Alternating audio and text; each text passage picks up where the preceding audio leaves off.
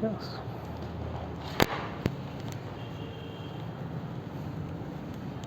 Yes.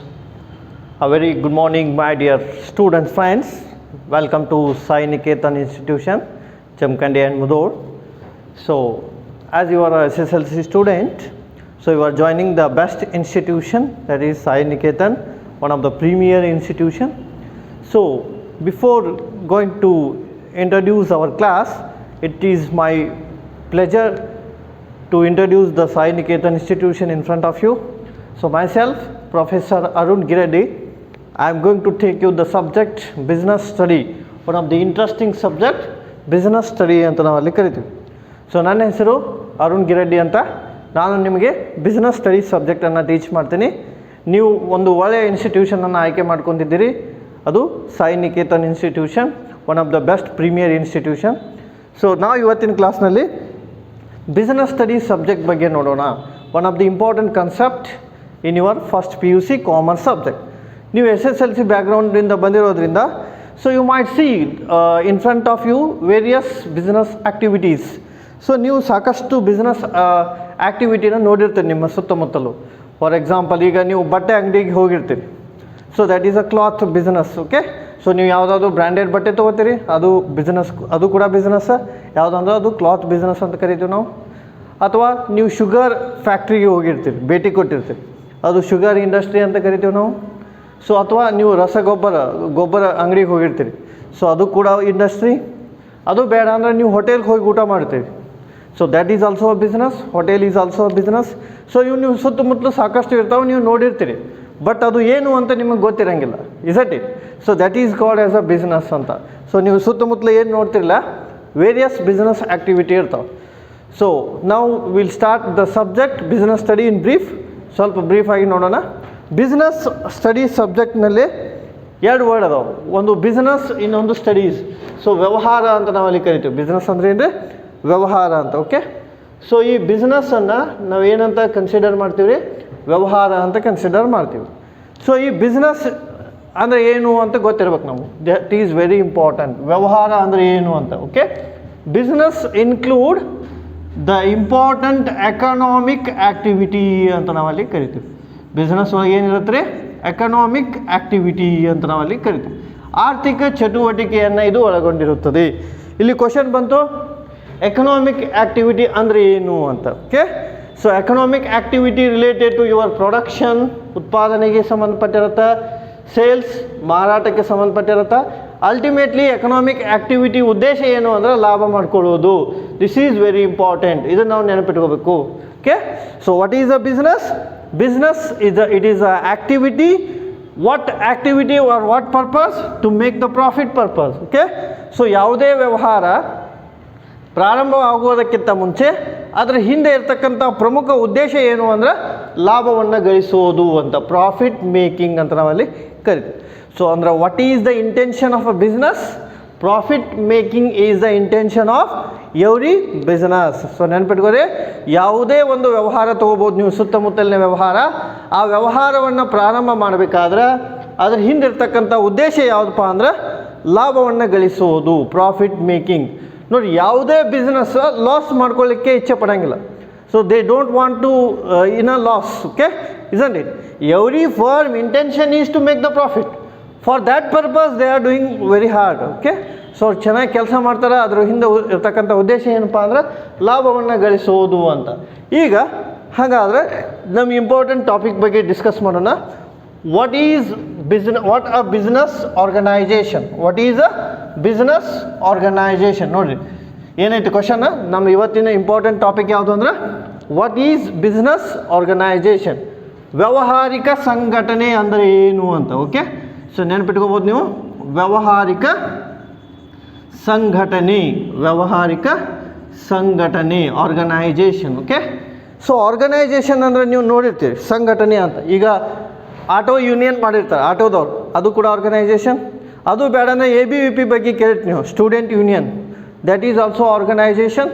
So ಹಾಗಾಗಿ organisation ಅಂದರೆ ಒಂದು ಗುಂಪು, ಸಾಕಷ್ಟು ಜನ ಇರ್ತಾರೆ ಅದ್ರೊಳಗೆ, ಅದಕ್ಕೆ ನಾವು ಏನಂತ ಕರಿತೀವಿ? ಆರ್ಗನೈಜೇಷನ್ ಅಂತ ಕರಿತೀವಿ. Organisation means many people come together, that is called as a organization.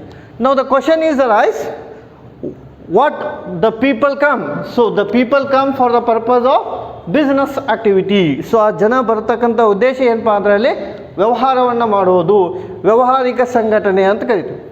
Let us discuss the definition. It is clearly given. The term business organisation refers to how a business is structured. ನೋಡಿ clear ಆಗಿ ಕೊಟ್ಟಾರ, how the business is structured. ಇದರ ಅರ್ಥ ಏನ್ರಿ? ವ್ಯಾವಹಾರಿಕ ಸಂಘಟನೆ ಅಂದರೆ ಹೇಗೆ ವ್ಯವಹಾರವು ಪ್ರಾರಂಭವಾಗಿದೆ ಅನ್ನೋದು. How the business is structured. ನೋಡಿ ಕ್ಲಿಯರ್ ಆಗೈತೆ. ನಾವು ಬಿಸ್ನೆಸ್ ಹೆಂಗೆ ಸ್ಟಾರ್ಟ್ ಮಾಡ್ತೀವಿ ಅಂತ ತಿಳ್ಕೊಳ್ಳೋದಕ್ಕೆ ನಾವೇನಂತ ಕರಿತೀವಿ? ಬಿಸ್ನೆಸ್ ಆರ್ಗನೈಜೇಷನ್ ಅಂತ ಕರಿತೀವಿ.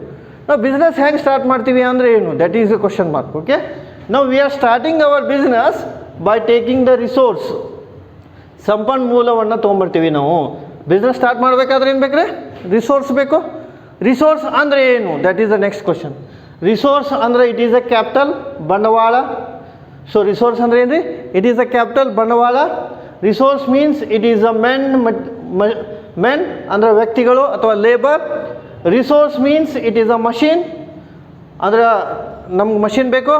Resource means it is a organisation, ಸಂಘಟನೆ ಅಂತ ನಾವಲ್ಲಿ ಕರಿತೀವಿ. ಸೊ ಯಾವುದೇ ಒಂದು ವ್ಯವಹಾರ ಆಗಬೇಕಾದ್ರೆ ಈ 4 ರಿಸೋರ್ಸ್ ಭಾಳ ಬೇಕು ನೋಡಿ. ಸಂಘಟನೆ ಆಗಬೇಕಾದ್ರೆ 4 ರಿಸೋರ್ಸ್ ಬೇಕು. ಯಾವ್ಯಾವ 4 ರಿಸೋರ್ಸ್ ಬೇಕು ರೀ? ಕ್ಯಾಪಿಟಲ್, ಬಂಡವಾಳ ಬೇಕು. ಮೆನ್, ಕಾರ್ಮಿಕರು ಬೇಕು. ಮಷಿನರೀಸ್ ಬೇಕು. ದೆನ್ ಆರ್ಗನೈಜೇಷನ್, ಸಂಘಟನೆ ಬೇಕು. ಅಂದರೆ overall what is a business organisation?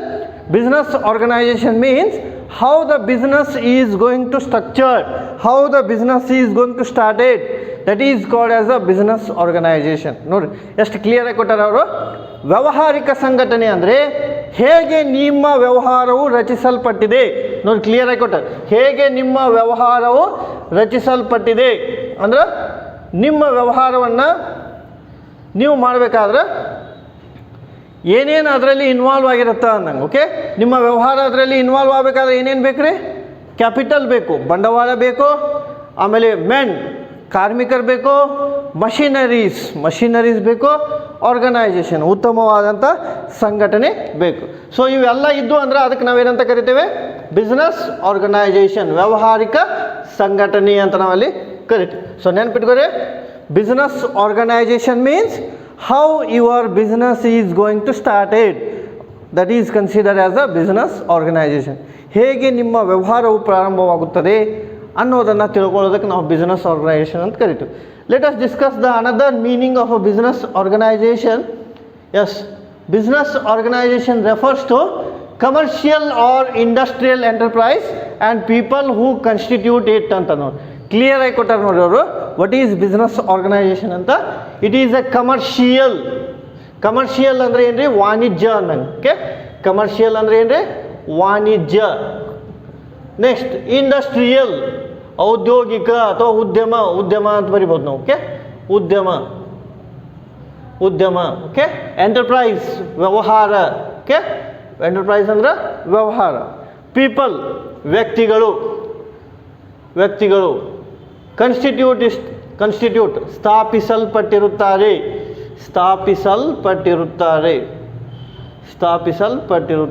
ನೋಡಿ ಕ್ಲಿಯರ್ ಆಗಿ ಕೊಟ್ಟಾರ ಅವರು.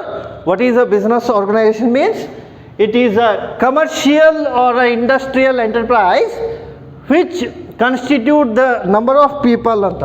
ಅಂದರೆ ಇದು ಒಂದು ವಾಣಿಜ್ಯ ಸಂಸ್ಥೆ ಆಗಿದ್ದು, ವಾಣಿಜ್ಯ ಉದ್ಯಮವಾಗಿದ್ದು, ವಾಣಿಜ್ಯ ವ್ಯವಹಾರವಾಗಿದ್ದು, ಇಲ್ಲಿ ಸಾಕಷ್ಟು ವ್ಯಕ್ತಿಗಳು ಕೂಡಿಕೊಂಡು ವ್ಯವಹಾರವನ್ನು ಏನು ಮಾಡ್ತಾರೆ? ಪ್ರಾರಂಭಿಸುತ್ತಾರೆ.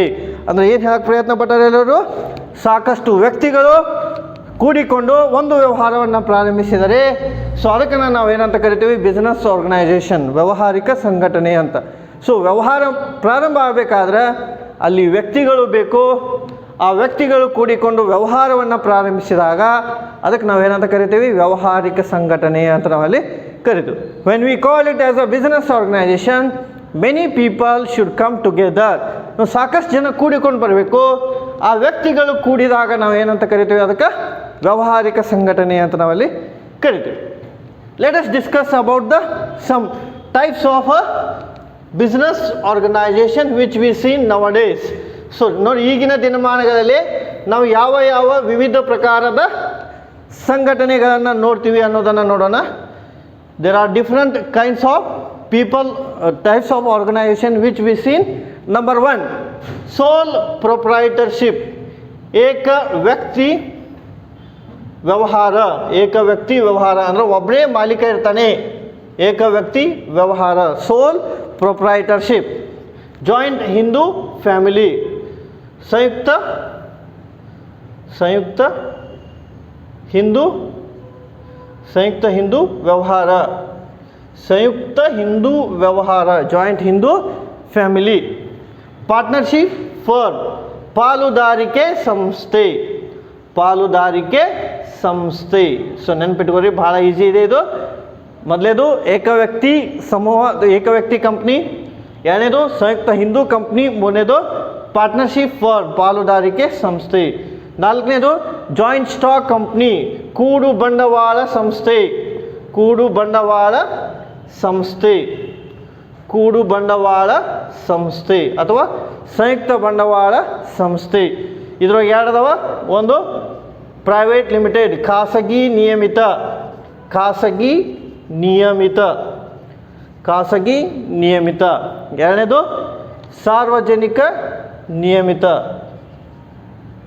ಸಾರ್ವಜನಿಕ ನಿಯಮಿತ, ಸಾರ್ವಜನಿಕ ನಿಯಮಿತ ಅಥವಾ ನಿಯಮಿತ ಅನ್ನಂಗೆ, ಓಕೆ ಅಷ್ಟೇ, ನಿಯಮಿತ ಅಂತ ಕರಿತೀವಿ. So how many types of organization which we seen normally? Normally we see in a sole trading company, that is a sole ownership. Now joint Hindu family, partnership firm, joint stock company. In a joint stock company which we can see private company and public company, ಅಂದರೆ ಖಾಸಗಿ company ಮತ್ತು ಸಾರ್ವಜನಿಕ company ಅಂತ ಕರಿತೀವಿ. So ಏಕ ವ್ಯಕ್ತಿ company, joint Hindu family ಅಂದರೆ ಸಂಯುಕ್ತ Hindu company ಅಥವಾ ವ್ಯವಹಾರ. ಪಾರ್ಟ್ನರ್ಶಿಪ್ ಫರ್ಮ್, ಪಾಲುದಾರಿಕೆ ಸಂಸ್ಥೆ. ಜಾಯಿಂಟ್ ಸ್ಟಾಕ್ ಕಂಪ್ನಿ, ಕೂಡು ಬಂಡವಾಳ ಸಂಸ್ಥೆ. ಪ್ರೈವೇಟ್ ಲಿಮಿಟೆಡ್, ಅದರಲ್ಲಿ ಖಾಸಗಿ ಕಂಪ್ನಿ. ಆಮೇಲೆ ಪಬ್ಲಿಕ್ ಲಿಮಿಟೆಡ್, ಸಾರ್ವಜನಿಕ company. Again which we can seen ಇನ್ನೊಂದಿದೆ ಕೋಆಪರೇಟಿವ್ ಸೊಸೈಟಿ ಅಂತ, ಸಹಕಾರ ಸಂಸ್ಥೆಗಳು ಅಂತ. ಇದೊಂದು ಬರ್ಕೋಬೋದು, ಸಹಕಾರ ಸಂಸ್ಥೆಗಳು ಅಂತ. ಓಕೆ, ಸಹಕಾರ ಸಂಸ್ಥೆಗಳು. So these are all different forms of a organization which we seen ಅಂತ. ಓಕೆ, ನಾವು ವಿವಿಧ ಪ್ರಕಾರದ ಕಂಪ್ನಿಗಳನ್ನು ನಾವಿಲ್ಲಿ ನೋಡ್ಬೋದು. In one way we can understand what it is. Okay, ಈಗ ನೋಡೋಣ ನಾವು. ಓಕೆ, ಏನಂತ ಸ್ಟಡಿ ಮಾಡೋಣ ಅಂದ್ರೆ choosing the forms of organization, ಅದ್ರ ಬಗ್ಗೆ ಡೀಟೇಲ್ ಆಗಿ ನೋಡೋಣ ಮಾತಾಡೆ. ಈಗ ಏನು ಪಾಯಿಂಟ್ ತಿಳ್ಕೊಬೇಕು ಅಂದ್ರೆ ಹೆಂಗೆ ನಾವು ಆರ್ಗನೈಸೇಷನನ್ನು ಚೂಸ್ ಮಾಡಬೇಕು ಅಂತ. On what basis we are going to select the organization that we see. ನಾವು ಅದನ್ನು ನೋಡೋಣ. ಈಗ ಯಾವ ರೀತಿ ನಾವು ಆರ್ಗನೈಸೇಷನನ್ನು ಸಿಲೆಕ್ಟ್ ಮಾಡಬೇಕು ಅಂತ. Okay, choosing the forms of organization. What is the question of this? ಯಾವ ರೀತಿಯಾಗಿ ನಾವು ಸಂಸ್ಥೆಯನ್ನು ಏನು ಮಾಡಬೇಕ್ರೆ ಆಯ್ಕೆ ಮಾಡಿಕೊಳ್ಬೇಕು. ಒಂದು ಸಂಸ್ಥೆಯನ್ನು ಆಯ್ಕೆ ಮಾಡ್ಕೋಬೇಕಾದ್ರೆ ಯಾವ ಅಂಶಗಳನ್ನು ನಾವು ಪರಿಗಣಿಸಬೇಕು ಅಂತ. Choosing the form of business organisation ಅಂದರೆ on what basis we are going to select the organisation. So the answer is the choice of forms of organisation is govern by the several interrelated and interdependent factor. ನೋಡಿ, ಎರಡು word ಅದಾವ, ಒಂದು interrelated, ಇನ್ನೊಂದು inter dependent.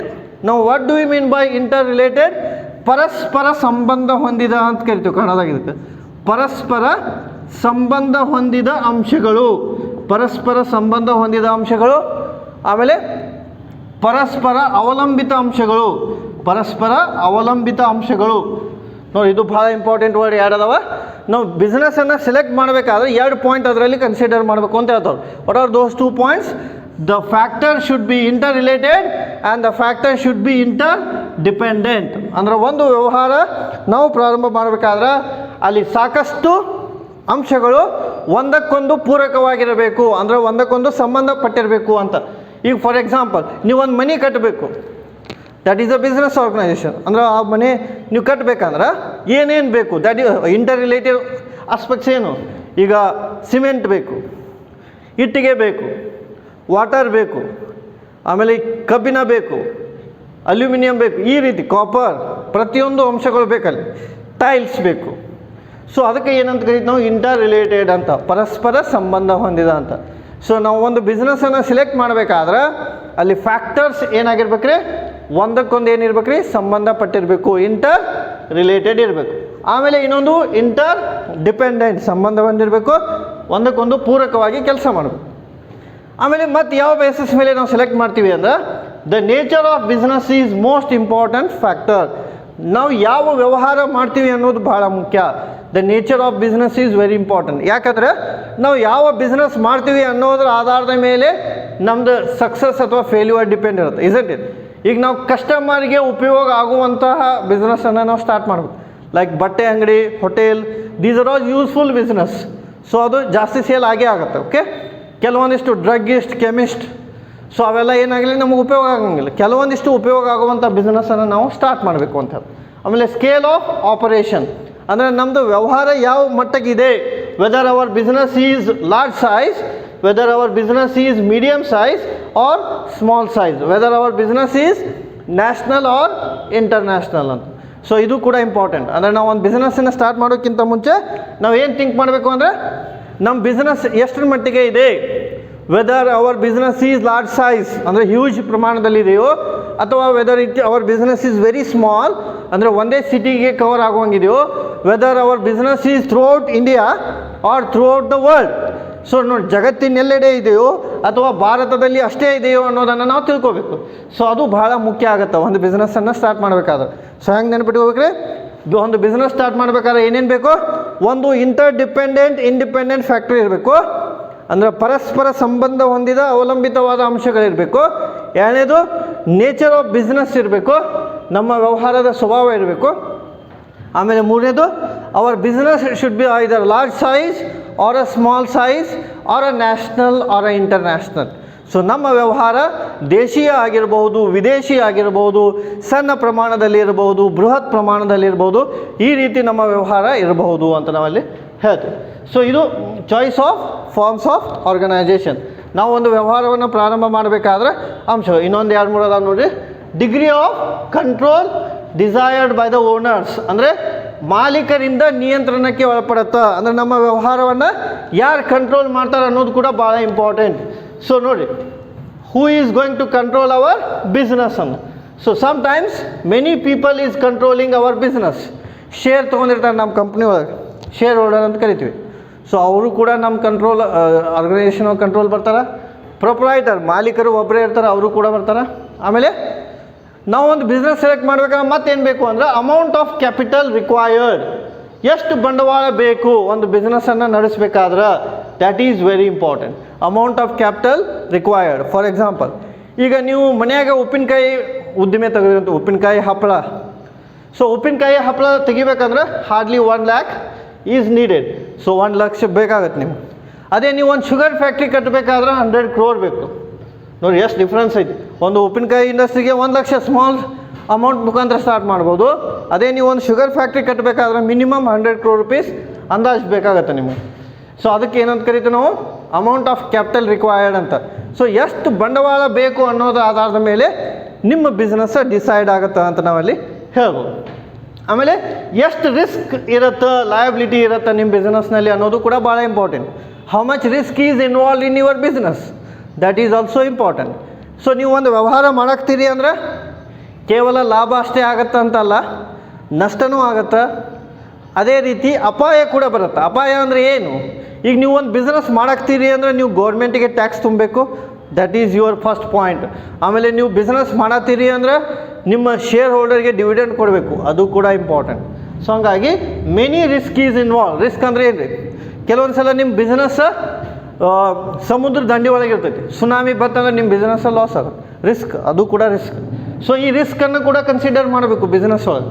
ಆಮೇಲೆ tax liability ಎಷ್ಟೈತಿ ಅಂತ ತಿಳ್ಕೊಬೇಕು, that is also another factor to be consider before investment. ಅಂದರೆ ನೀವು ಒಂದು ಆರ್ಗನೈಜೇಷನನ್ನು ಸ್ಟಾರ್ಟ್ ಮಾಡಬೇಕಾದ್ರೆ ಈ ಎಲ್ಲ ಅಂಶಗಳನ್ನು ಗಮನಿಸಬೇಕು ಅಂತ ಹೇಳ್ತಾರೆ. ಯಾವ ಅಂಶಗಳನ್ನು ಗಮನಿಸ್ಬೇಕ್ರಿ, ಟ್ಯಾಕ್ಸ್ ಎಷ್ಟೈತಿ ಅನ್ನೋದನ್ನು ಕನ್ಸಿಡರ್ ಮಾಡಬೇಕು, ರಿಸ್ಕ್ ಎಷ್ಟೈತಿ ಅನ್ನೋದನ್ನು ಕನ್ಸಿಡರ್ ಮಾಡಬೇಕು, ಕ್ಯಾಪಿಟಲ್ ಎಷ್ಟು ಇನ್ವೆಸ್ಟ್ಮೆಂಟ್ ಮಾಡಬೇಕು ಅನ್ನೋದನ್ನು ಕನ್ಸಿಡರ್ ಮಾಡಬೇಕು, ಯಾವ ಬಿಸ್ನೆಸ್ ಸ್ಟಾರ್ಟ್ ಮಾಡಬೇಕು ಅನ್ನೋದನ್ನು ಕನ್ಸಿಡರ್ ಮಾಡಬೇಕು, ಆಮೇಲೆ ಬಿಸ್ನೆಸ್ಗೆ ಏನೇನು ಬೇಕು ಅನ್ನೋದನ್ನು ಕೂಡ ಕನ್ಸಿಡರ್ ಮಾಡಬೇಕು. These are all factor to be consider before starting you any organization. ನೀವು ಯಾವುದೇ ವ್ಯವಹಾರ ತಗೋರಿ, ಆ ಯಾವುದೇ ವ್ಯವಹಾರವನ್ನು ಪ್ರಾರಂಭ ಮಾಡಬೇಕಾದ್ರೆ ಸೊ ಈ ಎಲ್ಲ ಅಂಶಗಳನ್ನು ನೀವು ದೃಷ್ಟಿಕೋನದಲ್ಲಿ ಇಟ್ಕೊಂಡ್ರೆ ನಿಮ್ಮ ವ್ಯವಹಾರ ಏನಾಗುತ್ತೆ ರೀ, ಯಶಸ್ವಿ ಆಗುತ್ತೆ ಅಂತ ನಾವಲ್ಲಿ ಹೇಳ್ಬೋದು. Let us discuss the organization one by one. ನೋಡಿ ಎಸ್ ಫಸ್ಟ್ ಸೋಲ್ ಪ್ರೊಪ್ರೈಟರ್ಶಿಪ್. ನೋಡಿರಿ ಸೋಲ್ ಪ್ರೊಪ್ರೈಟರ್ಶಿಪ್ ಅಂದರೆ ಏನು ಅಂತ ನೋಡೋಣ. ಏಕ ವ್ಯಕ್ತಿ ವ್ಯವಹಾರ ಅಂತ ನೋಡಿ, ಒಬ್ಬನೇ ಅದಾನ ಇಲ್ಲಿ ನೋಡಿ. ಆನ್ಸರ್ ಇದ್ರೊಳಗೆ ಐತೆ, ಸೋಲ್ ಅಂದರೆ ಏಕ ವ್ಯಕ್ತಿ. ಕ್ಲಿಯರ್ ಆಗಿ ಕೊಟ್ಟಾರೆ ನೋಡಿರಿ.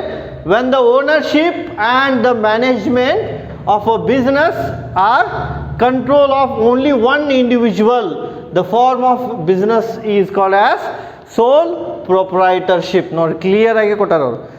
ಯಾವ ವ್ಯವಹಾರವನ್ನು ಒಬ್ಬನೇ ವ್ಯಕ್ತಿ ನಿರ್ವಹಣೆ ಮಾಡ್ತಾನೋ, ಮ್ಯಾನೇಜ್ಮೆಂಟ್ ಅಂದರೆ ನಿರ್ವಹಣೆ. ಯಾವ ವ್ಯವಹಾರವನ್ನು ಒಬ್ಬನೇ ವ್ಯಕ್ತಿ ಮ್ಯಾನೇಜ್ ಮಾಡ್ತಾನೋ, ಯಾವ ವ್ಯವಹಾರದ ಮಾಲೀಕ ಒಬ್ಬನೇ ಇರ್ತಾನೋ, ಸೊ ಅಂಥ ವ್ಯವಹಾರಕ್ಕೆ ನಾವು ಏನಂತ ಕರಿತೀವಿ, ಏಕ ವ್ಯಕ್ತಿ ವ್ಯವಹಾರ ಅಂತ. ಅಂದರೆ ಒಬ್ಬನೇ ಇನ್ವೆಸ್ಟ್ ಮಾಡಬೇಕು, ಆ ಪೂರ್ತಿ ಓನರ್ಶಿಪ್ ಒಬ್ಬನ ಕಡೆನೇ ಇರಬೇಕು. That is called as a sole proprietorship. ನೋಡಿ ಸೋಲ್ ಪ್ರೊಪ್ರೈಟರ್ಶಿಪ್ ಅಂದರೆ ಏನು, all the power, functions, rules, regulation, profit, loss, everything belongs to the same person. ನೋಡಿ ಒಬ್ಬನೇ ವ್ಯಕ್ತಿಗೆ ಸಂಬಂಧಪಟ್ಟಿರುತ್ತೆ. ಅಂಥ ವ್ಯವಹಾರಕ್ಕೆ ನಾವೇನಂತ ಕರಿತೀವಿ, ಸೋಲ್ ಪ್ರೊಪ್ರೈಟರ್ಶಿಪ್. ಇದಕ್ಕೆ ಬೆಸ್ಟ್ ಎಕ್ಸಾಂಪಲ್ ಅಂದರೆ ನಿಮ್ಮ ಹಳ್ಳಿ ಒಳಗೆ ಅಥವಾ ನಿಮ್ಮ ಊರಾಗ ಕಿರಾಣಿ ಅಂಗಡಿಗಳು ಇರ್ತಾವೆ. ಸೊ ಕಿರಾಣಿ ಅಂಗಡಿ ಮಾಲಕ ಒಬ್ಬನೇ ಇರ್ತಾನೆ. ಸೊ ಅಲ್ಲಿ ಗ್ರಾಹಕರು ಭಾಳ ಜನ ಬರ್ತಾರೆ. ಸೊ ಕಿರಾಣ ಮರ್ಚೆಂಟ್,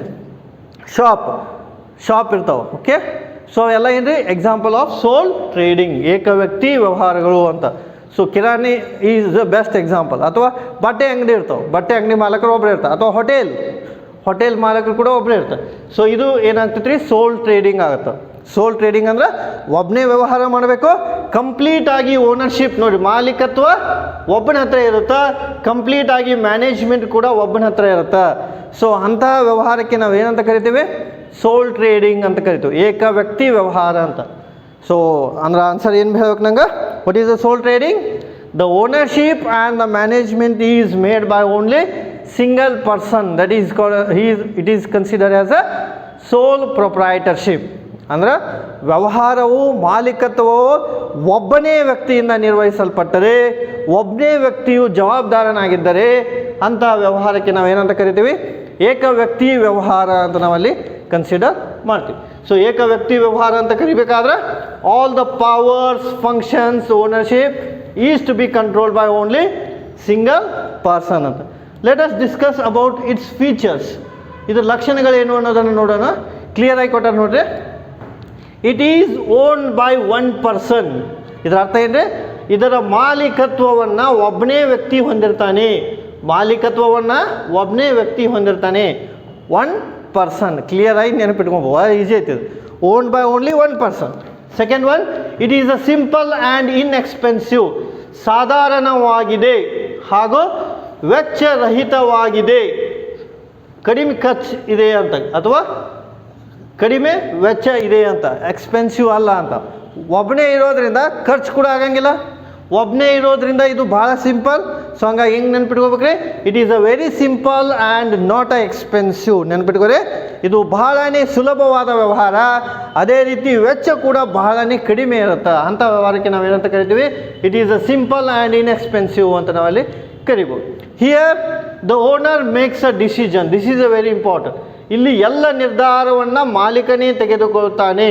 ಅಂದರೆ ಮಾಲೀಕನೇ ನಿರ್ಧಾರವನ್ನು ತೆಗೆದುಕೊಳ್ಳುವ ಅಧಿಕಾರವನ್ನು ಹೊಂದಿರ್ತಾನೆ. ಅಂದರೆ ಒಬ್ಬನೇ ಇರ್ತಾನೆ ಅಂತ ಹೇಳಿ ನಾವು already. Only one person is a responsible. So entire decision is taken by only one person. ಅಂದರೆ ಕಂಪ್ಲೀಟ್ ಆಗಿ ನಿರ್ಧಾರವನ್ನು ತೆಗೆದುಕೊಳ್ಳತಕ್ಕಂಥ ವ್ಯಕ್ತಿ ಯಾರಿರ್ತಾರಪ್ಪ ಅಂದ್ರೆ ಕೇವಲ ಒಬ್ಬನೇ ವ್ಯಕ್ತಿ ಇರ್ತಾನೆ. ಅಂದ್ರೆ ಓನರು ಒಬ್ಬನೇ, ಮ್ಯಾನೇಜ್ ಮಾಡೋವು ಒಬ್ಬನೇ, ಡಿಸಿಷನ್ ತೊಗೊಳ್ಳೋವು ಒಬ್ಬನೇ, ಪ್ರಾಫಿಟ್ ಅಥವಾ ಲಾಸ್ ಆದರೂ ಕೂಡ ಒಬ್ಬನೇ ತಡ್ಕೋಬೇಕು. So here the owner of business is only one person. ಆಮೇಲೆ easy to reporting and filing. ಅದು ಇದರ ವರದಿಯನ್ನು ಕೊಡೋದು ಭಾಳ ಸಿಂಪಲ್. ಹೆಂಗೆ ಸಿಂಪಲ್ ಆಗುತ್ತಂದ್ರೆ ಒಬ್ಬನೇ ವ್ಯಕ್ತಿ ಇರೋದ್ರಿಂದ ಕಂಪ್ಲೀಟ್ ಆದಂತಹ ನಿರ್ಧಾರವನ್ನು ನಾವು ಏನು ಮಾಡ್ಬೋದು ರೀ, ಅದೇ ವ್ಯಕ್ತಿಗೆ ಸಲ್ಲಿಸಬಹುದು ಅಂತ ನಾವಲ್ಲಿ ಹೇಳ್ಬೋದು. So all the major decision is submitted to that person only ಅಂತ ನಾವಲ್ಲಿ ಹೇಳ್ಬೋದು. ನಮ್ಮದು ಯಾವುದೇ ನಿರ್ಧಾರ ಇರ್ಬೋದು, ಆ ನಿರ್ಧಾರವನ್ನು ಸಂಪೂರ್ಣವಾಗಿ ಒಬ್ಬನೇ ವ್ಯಕ್ತಿಗೆ ನಾವೇನು ಮಾಡ್ಬೋದು ರೀ, ಸಲ್ಲಿಸ್ಬೋದು. ಸೊ ಹೆಂಗೆ ನೆನ್ಪಿಟ್ಕೋಬೇಕು ರೀ, how to remember the sole trading. Sole trading is it is a manage and controlled by only one person. ಏಕ ವ್ಯಕ್ತಿ ವ್ಯವಹಾರವನ್ನು ನಿರ್ವಹಣೆ ಮಾಡುವುದು ಹಾಗೂ ನಿಯಂತ್ರಣ ಮಾಡುವುದು ಕೇವಲ ಒಬ್ಬನೇ ವ್ಯಕ್ತಿ. Then sole trading all the powers functions belongs to only one person. ಎಲ್ಲ ಆ ಸಂಸ್ಥೆಯಲ್ಲಿರ್ತಕ್ಕಂಥ ಅಧಿಕಾರ ಕಾರ್ಯ ಒಬ್ಬನೇ ವ್ಯಕ್ತಿಗೆ ಸಂಬಂಧಿಸಿರುತ್ತೆ. And the major decision is taken by only one person. So ಅಲ್ಲಿ ಪ್ರಮುಖವಾದಂಥ ನಿರ್ಧಾರವನ್ನು ಕೂಡ ಒಬ್ಬನೇ ವ್ಯಕ್ತಿ ತಗೋತಾನೆ. ಸೊ ಅದಕ್ಕೆ ನಾವೇನಂತ ಕರಿತೀವಿ, ಸೋಲ್ ಟ್ರೇಡಿಂಗ್ ಅಂತ ಕರಿತೀವಿ. And it is a very easy to report and file in relation with sole trading ಅಂತ ನಾವಲ್ಲಿ ಹೇಳ್ಬೋದು. ಸೊ ಸೋಲ್ ಟ್ರೇಡಿಂಗ್ ಒಳಗೆ ಡಿಸಿಷನ್ ತೊಗೋದಾಗಿರ್ಬೋದು, ರಿಪೋರ್ಟ್ ಮಾಡೋದಾಗಿರ್ಬೋದು, ಬಹಳನೇ ಸಿಂಪಲ್ ಅಂತ ಹೇಳ್ಬೋದು. ಹೆಂಗಪ್ಪ ಅಂದ್ರೆ ಆ ಎಲ್ಲ ನಿರ್ಧಾರವನ್ನು ನಾವು ಒಬ್ಬನ ಹತ್ರನೇ ತೊಗೋತಿರ್ತೀವಿ. ಸೊ ಹಾಗಾಗಿ it is a very easy to understand the sole trading. ನೋಡಿ ಇಲ್ಲಿ ಕ್ಲಿಯರ್ ಆಗಿ ಕೊಟ್ಟಾರೆ, ಒಂದು ಇಮೇಜ್ ಕೊಟ್ಟಿದ್ದೆ ನಿಮ್ಗೆ. So in this image you have to understand this person is only responsible to entire thing of a business. Okay, ಇದು first one ಅಂತ ನಾವಲ್ಲಿ ಹೇಳ್ಬೋದು. ಸೋಲ್ ಪ್ರೊಪ್ರೈಟರ್ಶಿಪ್ ಆಯ್ತು. ನೋಡಿ ಒಬ್ಬನೇ ವ್ಯಕ್ತಿ ಅದಾನ. ನೋಡಿ ಇದ್ರ ಕ್ಯಾರೆಕ್ಟರಿಸ್ಟಿಕ್ಸ್ ನೋಡೋಣ, ಆಲ್ರೆಡಿ ಹೇಳಿದ್ದೇನೆ. Okay, next advantages of sole trading ನೋಡೋಣ. Okay, what are the advantages of sole trading? So ಏಕ ವ್ಯಕ್ತಿ ವ್ಯವಹಾರ ಇದ್ದರೆ ಏನು ಉಪಯೋಗ ಆಗುತ್ತೆ ಅಂತ ನಾವು ನೋಡೋದಾದ್ರೆ, it is very easy to start formation. ಅಂದರೆ ಏನು, ಸ್ಥಾಪನೆಯು ಸುಲಭವಾಗಿದೆ ಅನ್ನಂಗೆ. ಇದರ ಅರ್ಥ ಏನ್ರಿ, ಈ ವ್ಯವಹಾರವನ್ನು ಸ್ಥಾಪನೆಯು ಮಾಡೋದು ಸುಲಭವಾಗಿದೆ. ಸ್ಥಾಪನೆಯು ಸುಲಭವಾಗಿದೆ ಅಂದರೆ how to remember, you are very easy to start the company ಅಂತ. ಸಿಂಪಲ್ ಲಾಜಿಕ್ ನೆನಪಿಟ್ಕೋರಿ, it is very easy to start the sole trading company ಅಂತ. ಸೊ ಸೋಲ್ ಟ್ರೇಡಿಂಗ್ ಕಂಪ್ನಿನ ಪ್ರಾರಂಭ ಮಾಡೋದು ಬಹಳನೇ ಸುಲಭವಾದಂತಹ ಕೆಲಸ ಅಂತ. It is a very easy to understand and it is a very easy to start the sole trading company. ಹೆಂಗೆ easy ಅಂತಂದಾಗ ಆನ್ಸರ್ ಏನು ಹೇಳ್ತಿ, ಯಾಕಂದರೆ ಒಬ್ಬನೇ ಇರ್ತಾನೆ. ಒಬ್ಬನೇ ಇರೋದ್ರಿಂದ ಬಂಡವಾಳ ತೊಗೊಂಬರೋದು ಕೂಡ ಕಷ್ಟ ಆಗಂಗಿಲ್ಲ, ವ್ಯವಹಾರ ಪ್ರಾರಂಭ ಮಾಡೋದು ಕೂಡ ಕಷ್ಟ ಆಗಂಗಿಲ್ಲ. ಯಾಕೆಂದರೆ ಲಾರ್ಜ್ ಸೈಜ್ ಇರೋಂಗಿಲ್ಲ ಅದು. Sole trading is a very small size business. ಯಾಕೆಂದರೆ ಒಬ್ಬನೇ ಇರೋದ್ರಿಂದ ಈಸಿಯಾಗಿ ನೀವು ಸ್ಟಾರ್ಟ್ ಮಾಡ್ಬೋದು ಅನ್ನಂಗೆ. ಓಕೆ, ಆಮೇಲೆ it is a better control ಅಂದರೆ all the decision making is flexible in the operation. ನಾವು ಸಿಂಪಲ್ ಆಗಿ ಹೆಂಗೆ ನೆನ್ಪಿಟ್ಕೋರಿ, ಬೆಟರ್ ಕಂಟ್ರೋಲ್, ಉತ್ತಮ ನಿಯಂತ್ರಣ ಇರುತ್ತೆ ವ್ಯವಹಾರದ ಮೇಲೆ. ಉತ್ತಮ ನಿಯಂತ್ರಣ ಹೆಂಗಿರುತ್ತೆ ಅಂದರೆ ಆನ್ಸರ್ ಏನು ಹೇಳ್ರಿ ನೋನು, how the control is there because all the decision is taken by only one person. Already ಹೇಳೀವಿ ನಾವು, ಸೋಲ್ ಟ್ರೇಡಿಂಗ್ ಅಂದರೆ ಒಬ್ಬನೇ ಇರೋದ್ರಿಂದ ಕಂಪ್ಲೀಟಾಗಿ ಡಿಸಿಷನನ್ನು ಯಾರು ತೊಗೋತಾರ, ಒಬ್ಬನೇ ವ್ಯಕ್ತಿ ತೊಗೋತಾನೆ. So that's what it is very easy to take the decision. That's why we can call as a better control ಅಂತ ನಾವಲ್ಲಿ ಹೇಳ್ಬೋದು. ಸೊ ಉತ್ತಮವಾದಂತಹ ನಿಯಂತ್ರಣ ಇರುತ್ತೆ. ಸೊ ಉತ್ತಮವಾದಂತಹ ನಿಯಂತ್ರಣ ಇರೋದರಿಂದ ಡಿಸಿಷನ್ ಮೇಕಿಂಗ್ ಕೂಡ ಇರುತ್ತೆ ಅಂತ ನಾವಲ್ಲಿ ಹೇಳ್ಬೋದು. ಆಮೇಲೆ ಸಬ್ಜೆಕ್ಟ್ ಟು ಫ್ಯೂವರ್ ರೆಗ್ಯುಲೇಷನ್, ಕಡಿಮೆ ನಿಯಮಗಳಿರುತ್ತವೆ. ಕಡಿಮೆ ನಿಯಮಗಳಿರುತ್ತವೆ ಅಂದರೆ ಇದರ ಅರ್ಥ ರೂಲ್ಸ್ ಆರ್ ವೆರಿ ಲೆಸ್ ಅಂತ. Why the rules are very less? Because we can easily regulate the company. ನೋಡಿ ಇದರ ಅರ್ಥ ಏನ್ರಿ, ನಾವು ಸಂಸ್ಥೆಯನ್ನು ನಿಯಂತ್ರಣ ಮಾಡುವಾಗ ನಮಗೆ ಯಾವುದೇ ರೀತಿಯಾದಂಥ ತೊಂದರೆ ಬರೋದಿಲ್ಲ ಅಂತ ಹೇಳ್ಬೋದು ನಾವು. We can easily regulate the company. Why? Because we are only one person. ನಾವು ಒಬ್ಬರೇ ಇರೋದ್ರಿಂದ ರೆಗ್ಯುಲೇಷನ್ ಏನಾಗುತ್ತೆ ರೀ, ಬಹಳನೇ ಈಸಿ ಆಗುತ್ತೆ. ಆಮೇಲೆ it is not subject to corporate income tax ಅಂದ್ರೆ ಕಂಪ್ನಿ ಟ್ಯಾಕ್ಸ್ ಕೊಡೋ ಪ್ರಶ್ನೆ ಬರೋಂಗಿಲ್ಲ ಇಲ್ಲಿ. ಸೋಲ್ ಟ್ರೇಡಿಂಗ್ ಇರೋದ್ರಿಂದ ಇಂಡಿವಿಜುವಲ್ ಟ್ಯಾಕ್ಸ್ ಕೊಡಬೇಕಾಗುತ್ತೆ. ವೈಯಕ್ತಿಕ ತೆರಿಗೆಯನ್ನು ನಾವು ಕೊಡಬೇಕಾಗುತ್ತೆ. ವೈಯಕ್ತಿಕ ತೆರಿಗೆ ಅಂದರೆ ಏನ್ರಿ, ನಾವು ಎಷ್ಟು ಇನ್ಕಮ್ ಮಾಡ್ಕೊಂಡಿರ್ತೀವಿ ಆ ಇನ್ಕಮ್ ಆಧಾರದ ಮೇಲೆ ಟ್ಯಾಕ್ಸನ್ನು ಕಟ್ಟಬೇಕು ಅಂದರೆ ಇದರರ್ಥ in relation with sole trading no company tax, only individual tax. Company tax ಇರೋಂಗಿಲ್ಲ, ವೈಯಕ್ತಿಕ ತೆರಿಗೆ ಇರುತ್ತೆ, ಕಡಿಮೆ ಇರುತ್ತೆ ಅಂತ ನಾವಲ್ಲಿ ಹೇಳ್ಬೋದು. ಆಮೇಲೆ ownership of all the profit. So ಎಲ್ಲ ಲಾಭಕ್ಕೆ ನಾವು ಒಬ್ಬರೇ ಹಕ್ಕದಾರ ಇರ್ತೀವಿ. ನೆನ್ಪಿಟ್ಕೊರೆ, ಇದು ಭಾಳ ಇಂಪಾರ್ಟೆಂಟ್. ಸೋಲ್ ಟ್ರೇಡಿಂಗ್ ಕಂಪ್ನಿ ಒಳಗೆ ಎಲ್ಲ ಪ್ರಾಫಿಟ್ಟು ಒಬ್ಬನಿಗೆ ಹೋಗುತ್ತೆ. ಅವ ಯಾರು ಅಂದ್ರೆ ಪ್ರೊಪ್ರೈಟರ್ ಅಂತ ಕರಿತೀವಿ, ಮಾಲೀಕ. ಯಾಕಂದರೆ ಆ ಕಂಪ್ನಿ ಪ್ರಾರಂಭ ಮಾಡಿದ ಒಬ್ಬನೇ ಇರ್ತಾನೆ. ಬೇರೆ ಯಾರೂ ಬರೋಂಗೇ ಇಲ್ಲ ಅಲ್ಲಿ ಶೇರ್ ಹೋಲ್ಡರು. ಹಾಗಾಗಿ all the profit, all the pros and cons belongs to only one person. So he is the responsible for that ಅಂತ. ಸೊ ಎಲ್ಲ ಲಾಭ ಒಬ್ಬನಿಗೆ ಸಂಬಂಧ ಇರುತ್ತೆ. ಹಾಗಾಗಿ ಮಾಲೀಕತ್ವ ಕೂಡ ಏನಾಗಿರುತ್ತೆ, ಒಬ್ಬನೇ ಹೊಂದಿರ್ತಾನೆ ಅಂತ ನಾವಲ್ಲಿ ಹೇಳ್ಬೋದು. ಸೊ ಇದು ಅಡ್ವಾಂಟೇಜ್ ಅಂತ ಹೇಳ್ಬೋದು. ಅಡ್ವಾಂಟೇಜ್ ಅಂದರೆ ಏನು ರೀ ನೋಡಿರಿ, ಸಿಂಪಲ್ಲಾಗಿ ನೆನ್ಪಿಟ್ಕೊರಿ, ನಾವು ವ್ಯವಹಾರವನ್ನು ಈಸಿಯಾಗಿ ಸ್ಟಾರ್ಟ್ ಮಾಡ್ಬೋದು. We can easily start the sole trading company. ನೋಡಿ ಇಲ್ಲಿ ಕ್ಲಿಯರಾಗಿ ಕೊಟ್ಟಾರ, ಒಂದೊಂದು ಕೀವರ್ಡ್ನಾಗ ನೆನ್ಪಿಟ್ಕೊರಿ. Keyword I am telling, easy to start, company ಪ್ರಾರಂಭ ಮಾಡೋದು ಭಾಳ ಈಸಿ. ಬೆಟರ್ ಕಂಟ್ರೋಲ್, ಉತ್ತಮವಾದಂಥ ನಿಯಂತ್ರಣವನ್ನು ನಾವು ಹೊಂದ್ಬೋದು. ಸೊ ಕಂಟ್ರೋಲ್ ಈಸ್ ದೇರ್, ಸರಿಯಾದಂಥ ನಿಯಂತ್ರಣವನ್ನು ನಾವು ಸಾಧಿಸ್ಬೋದು. ಆಮೇಲೆ ಲೆಸ್ ರೂಲ್ಸ್ ಆ್ಯಂಡ್ ರೆಗ್ಯುಲೇಷನ್, ಕಡಿಮೆ ನಿಯಮಗಳಿರ್ತವೆ. ಆಮೇಲೆ no corporate tax, company tax ಇರೋಂಗಿಲ್ಲ. ಆಮೇಲೆ all the profit belongs to only one person. ಸಂಸ್ಥೆಯಲ್ಲಿ ಗಳಿಸಿದ ಎಲ್ಲ ಲಾಭವನ್ನು ಒಬ್ಬನೇ ವ್ಯಕ್ತಿ ಅನುಭವಿಸುವ ಸಾಧ್ಯತೆ ಇರುತ್ತಾ ಅಥವಾ ಪಡೆಯುವ ಸಾಧ್ಯತೆ ಇರುತ್ತಾ. ಅದಕ್ಕೆ ನಾವೇನಂತ ಕರಿತೀವಿ, ಏಕ ವ್ಯಕ್ತಿ ಕಂಪ್ನಿ ಅಂತ ನಾವಲ್ಲಿ ಹೇಳ್ತೀವಿ. Let us discuss the next aspect, disadvantage ಕೂಡ ನೋಡೋಣ ನಾವು. ನೋಡಿರಿ, ತಲೆ ಮೇಲೆ ಕೈ ಇಟ್ಕೊಂಡು ಕೂತ ನಾವು ಸೋಲ್ ಟ್ರೇಡಿಂಗ್, ಯಾಕಂದ್ರೆ ಒಬ್ಬನೇ ಇರ್ತಾನೆ. ಒಬ್ಬನೇ ಇರೋದ್ರಿಂದ ಡಿಸ್ಅಡ್ವಾಂಟೇಜ್ ಕೂಡ ಆಗತ್ತಾ. What are the disadvantage which we seen? ನೋಡೋಣ ಇಲ್ಲಿ ಡಿಸ್ಅಡ್ವಾಂಟೇಜ್ ಏನಾಗುತ್ತೆ ಅಂದ್ರೆ, owner has unlimited liability. This is a very important disadvantage. ಅಂದರೆ ಅನಾನುಕೂಲತೆ ಅನ್ನಂಗಿದೆ. ಅನುಕೂಲತೆ ಎಷ್ಟೈತೆ ಅಷ್ಟೇ ಅನಾನುಕೂಲತೆಗಳು ಕೂಡ ಅದಾವ. ಇದರಿಂದ ಅನಾನುಕೂಲತೆ ಏನು ಅಂದ್ರೆ, ಎಲ್ಲ ಹೊಣೆಗಾರಿಕೆ ಒಬ್ಬನ ಮೇಲೆ ಇರುತ್ತೆ ಅನ್ನಂಗೆ. All the responsibility, all the liability belongs to only one person. Profit ಆದರೆ ಹೆಂಗೆ ತೊಗೋತಾನಲ್ಲ ಎಲ್ಲನೂ, ಹಾಗೆ ಲಾಸ್ ಆದರೂ ಕೂಡ ತಡ್ಕೋಬೇಕು ಅವನು. Because he is the only one person responsible for business.